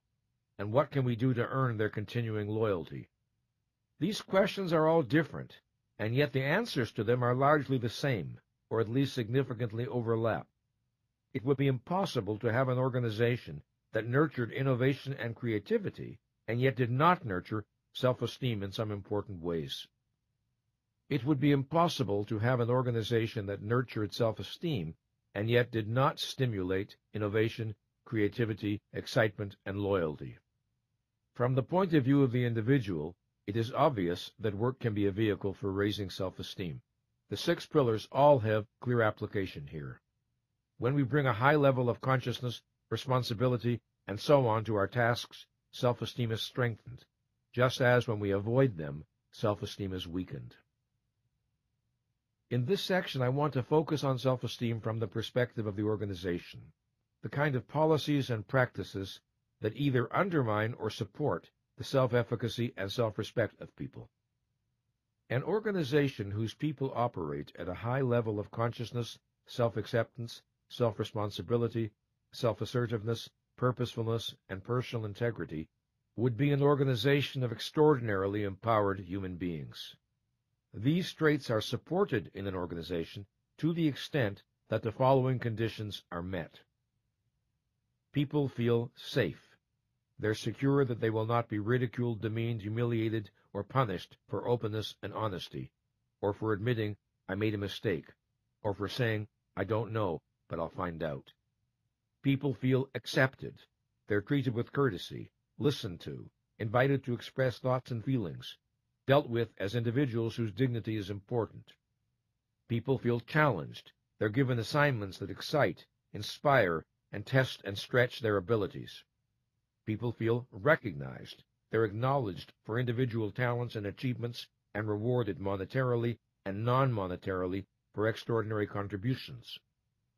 People receive constructive feedback.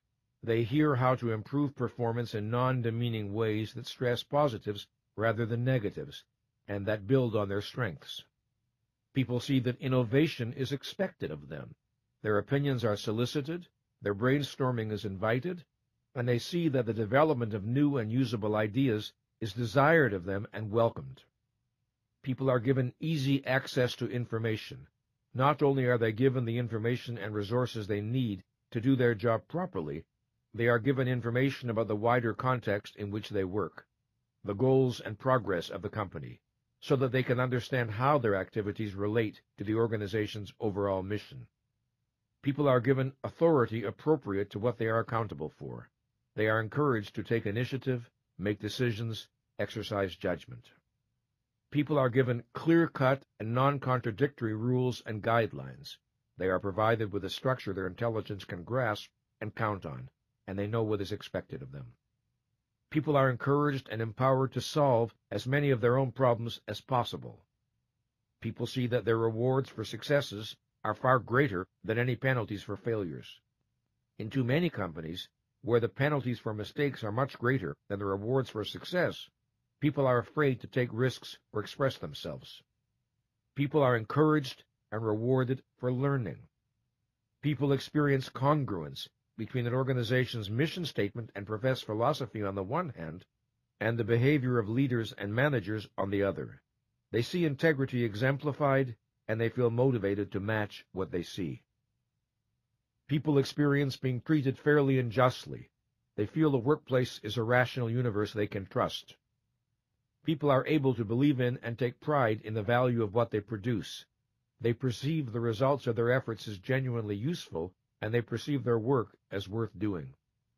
To the extent that these conditions are operative in an organization, it will be a place in which high self-esteem people will want to work. It will also be one in which people of more modest self-esteem will find their self-esteem raised. Now, I want to say a few words about the leader, the CEO or company president. The primary function of a leader in a business enterprise is to develop and persuasively convey a vision of what the organization is to accomplish.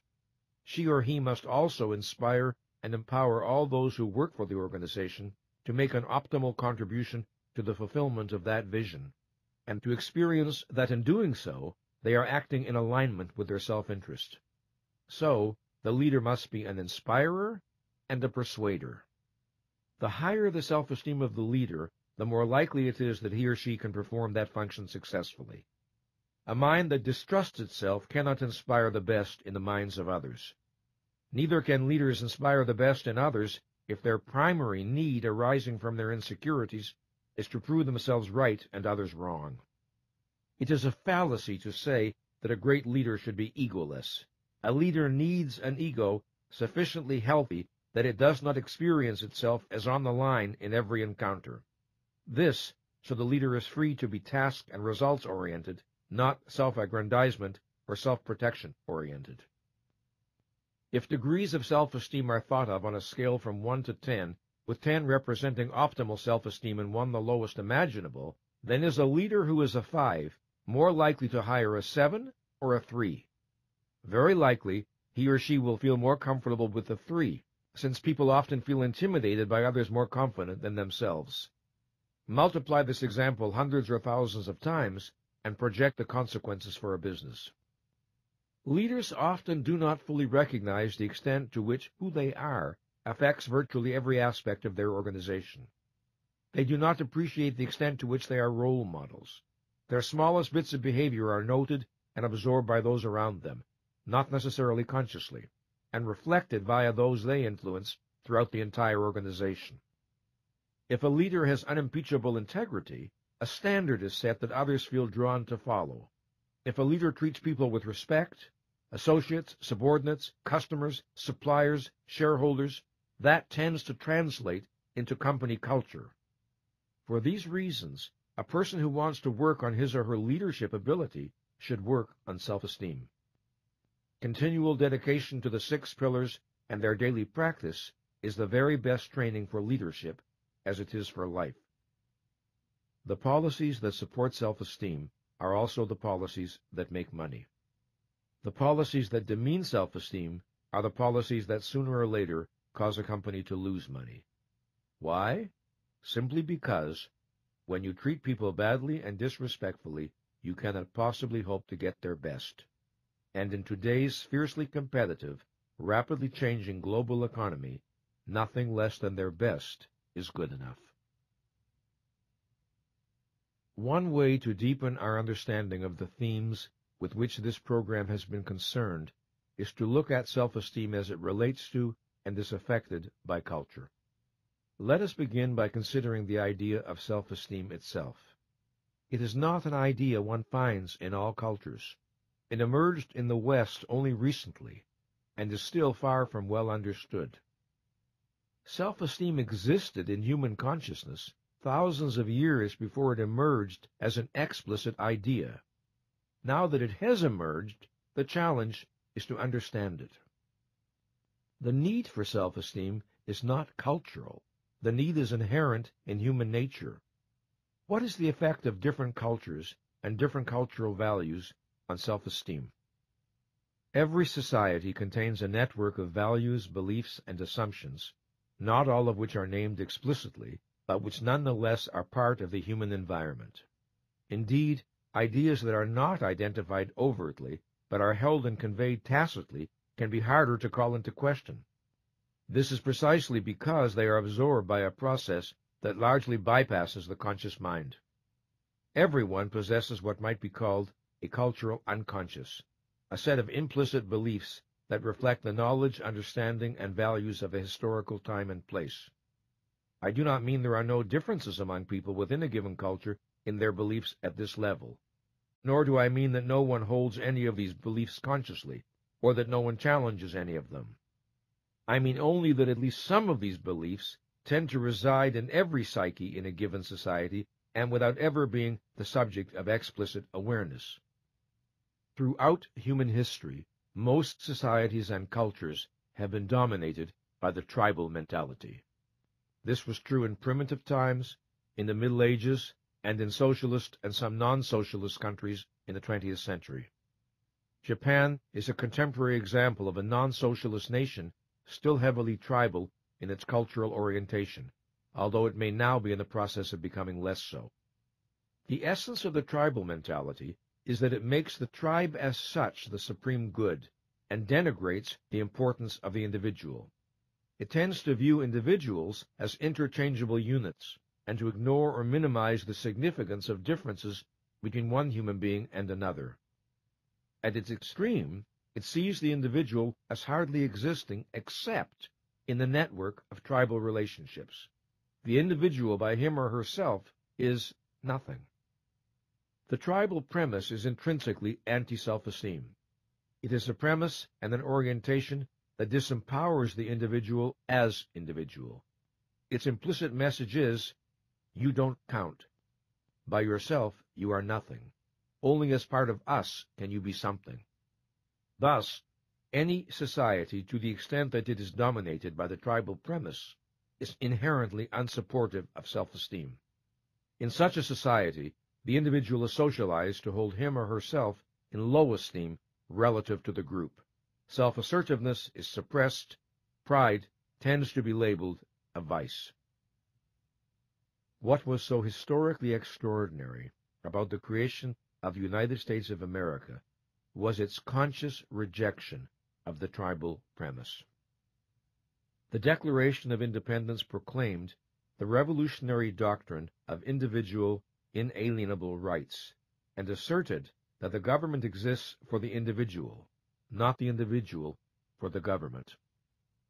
Although our political leaders have betrayed this vision many ways and many times, it still contains the essence of what the abstraction America stands for. Freedom, individualism, the right to the pursuit of happiness, self-ownership, the individual as an end in him or herself, not a means to the ends of others, not the property of family or church or state or society. At the core of the American tradition was the fact that this country was born as a frontier nation, where nothing was given and everything had to be created. Self-discipline and hard work were highly esteemed cultural values. There was a strong theme of community and mutual aid, to be sure, but not as substitutes for self-reliance and self-responsibility. Independent people helped one another when they could, but ultimately everyone was expected to carry his or her own weight. This generalized account of traditional American culture leaves out a good deal. It does not, for instance, address the institution of slavery, the treatment of black Americans as second-class citizens, or legal discrimination against women. Just the same, we can say that to the extent the American vision was actualized, it did a good deal to encourage healthy self-esteem. It encouraged human beings to believe in themselves and in their possibilities. At the same time, a culture is made of people, and people inevitably carry the past with them. Americans may have repudiated the tribal premise politically, but they or their ancestors came from countries dominated by the tribal mentality. Their history often continued to influence them culturally and psychologically. They may in some instances have come to these shores to escape religious prejudice and persecution, but many of them carried the mindset of religious authoritarianism with them. They brought old ways of thinking about race, religion, and gender into the New World. Conflicting cultural values present from the beginning continue to this day. In our present culture, pro-self-esteem forces and anti-self-esteem forces collide constantly. The 20th century witnessed a shift in cultural values in the United States, and predominantly the shift has not supported higher self-esteem, but has encouraged the opposite. Today, the American culture is a battleground between the values of self-responsibility and the values of entitlement. This is not the only cultural conflict we can see around us, but it is the one most relevant to self-esteem. It is also at the root of many of the others. We are social beings who realize our humanity fully only in the context of community. The values of our community can inspire the best in us or the worst. A culture that values mind, intellect, knowledge, and understanding promotes self-esteem. A culture that denigrates mind undermines self-esteem. A culture in which human beings are held accountable for their actions supports self-esteem. A culture in which no one is held accountable for anything breeds demoralization and self-contempt. A culture that prizes self-responsibility fosters self-esteem. A culture in which people are encouraged to see themselves as victims fosters dependency, passivity, and the mentality of entitlement. The evidence for these observations is all around us. Cultures do not encourage the questioning of their own premises. One of the meanings of living consciously has to do with one's awareness that other people's beliefs are just that, their beliefs, and not necessarily the ultimate truth. The average person tends to judge him or herself by the values prevalent in his or her social environment, as transmitted by family members, political and religious leaders, teachers, newspaper and television editorials, and popular art such as movies. These values may or may not be rational and may or may not answer to the needs of the individual. I am sometimes asked if a person cannot achieve genuine self-esteem by conforming and living up to cultural norms that he or she may never have thought about, let alone questioned, and that do not necessarily make a good deal of sense. Is not the safety and security of belonging with and to the group a form of self-esteem? Does not group validation and support lead to an experience of true self-worth? The error here is in equating any feeling of safety or comfort with self-esteem. Conformity is not self-efficacy. Popularity is not self-respect. Whatever its gratifications, a sense of belonging is not equal to trust in my mind or confidence in my ability to master the challenges of life. The fact that others esteem me is no guarantee I will esteem myself. If I live a life of unthinking routine, with no challenges or crises, I may be able to evade for a while the fact that what I possess is not self-esteem, but pseudo-self-esteem. When everything is all right, everything is all right. But that is not how we determine the presence of self-esteem. Genuine self-esteem is what we feel about ourselves when everything is not all right, when we are challenged by the unexpected, when the cocoon of the group can no longer insulate us from the tasks and risks of life. At such moments, our deepest premises reveal themselves. One of the biggest lies we were ever told is that it is supposedly easy to be selfish, and that self-sacrifice takes spiritual strength. People sacrifice themselves in 1,000 ways every day. This is their tragedy. To honor the self, to honor mind, judgment, values, and convictions is the ultimate act of courage. Observe how rare it is, but it is what self-esteem asks of us. The need for self-esteem is a summons to the hero within us. This means a willingness and a will to live the 6 practices when to do so may not be easy. We may need to overcome inertia, face down fears, confront pain, or stand alone in loyalty to our own judgment, even against those we love. No matter how nurturing our environment, rationality, self-responsibility, and integrity are never automatic. They always represent an achievement. We are free to think or to avoid thinking, free to expand consciousness or to contract it, free to move toward reality or to withdraw from it. The 6 pillars all entail choice. Living consciously requires an effort. Generating and sustaining awareness is work. Every time we choose to raise the level of our consciousness, we act against inertia. In electing to think, we strive to create an island of order and clarity within ourselves. The first enemy of self-esteem we may need to overcome is laziness. Laziness is not a term we ordinarily encounter in programs on psychology. And yet, is anyone unaware that sometimes we fail ourselves for no reason other than the disinclination to generate the effort of an appropriate response?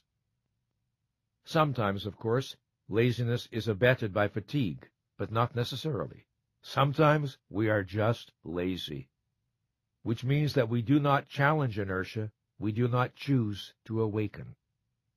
The other dragon we may need to slay is the impulse to avoid discomfort. Living consciously may obligate us to confront our fears. It may bring us into contact with unresolved pain. Self-acceptance may require that we make real to ourselves thoughts, feelings, or actions that disturb our equilibrium. It may shake up our official self-concept. Self-responsibility obliges us to face our ultimate aloneness. It demands that we relinquish fantasies of a rescuer. Self-assertiveness entails the courage to be authentic, with no guarantee of how others will respond. Living purposefully pulls us out of passivity into the demanding life of high focus. It requires that we be self-generators. Living with integrity demands that we choose our values and stand by them, whether or not this is pleasant, and whether or not others share our convictions. There are times when it demands hard choices. If one of our top priorities is to avoid discomfort, if we make this a higher value than our self-regard, then under pressure we will abandon the 6 practices precisely when we need them most. The desire to avoid discomfort is not per se a vice, but when surrendering to it blinds us to important realities and leads us away from necessary actions, it results in tragedy. Here is the basic pattern. First, we avoid what we need to look at because we do not want to feel pain. Then our avoidance produces further problems for us, which we also do not want to look at because they invoke pain. Then the new avoidance produces additional problems we do not care to examine, and so on. Layer of avoidance is piled on layer of avoidance, disowned pain on disowned pain. This is the condition of most adults. Here is the reversal of the basic pattern.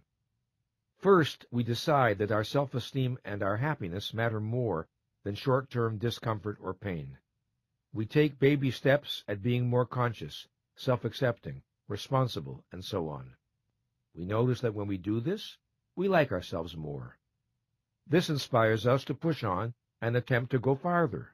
We become more truthful with ourselves and others. Self-esteem rises. We take on harder assignments. We feel a little tougher, a little more resourceful. It becomes easier to confront discomforting emotions and threatening situations. We feel we have more assets with which to cope. We become more self-assertive. We feel stronger. We are building the spiritual equivalent of a muscle. Experiencing ourselves as more powerful, we see difficulties in more realistic perspective. We may never be entirely free of fear or pain, but they have lessened immeasurably, and we are not intimidated by them. Integrity feels less threatening and more natural. If the process were entirely easy, if there was nothing hard about it at any point, if perseverance and courage were never needed, why then everyone would have good self-esteem. But a life without effort, struggle, or suffering is an infant's dream. We do not have to catastrophize fear or discomfort. We can accept them as part of life, face them, and deal with them as best we can, and keep moving in the direction of our best possibilities. But always will is needed. Perseverance is needed. Courage is needed. The energy for this commitment can only come from the love we have for our own life. This love is the beginning of virtue. It is the launching pad for our highest and noblest aspirations. It is the motive power that drives the 6 pillars. It is the 7th pillar of self-esteem. Audible hopes you have enjoyed this program.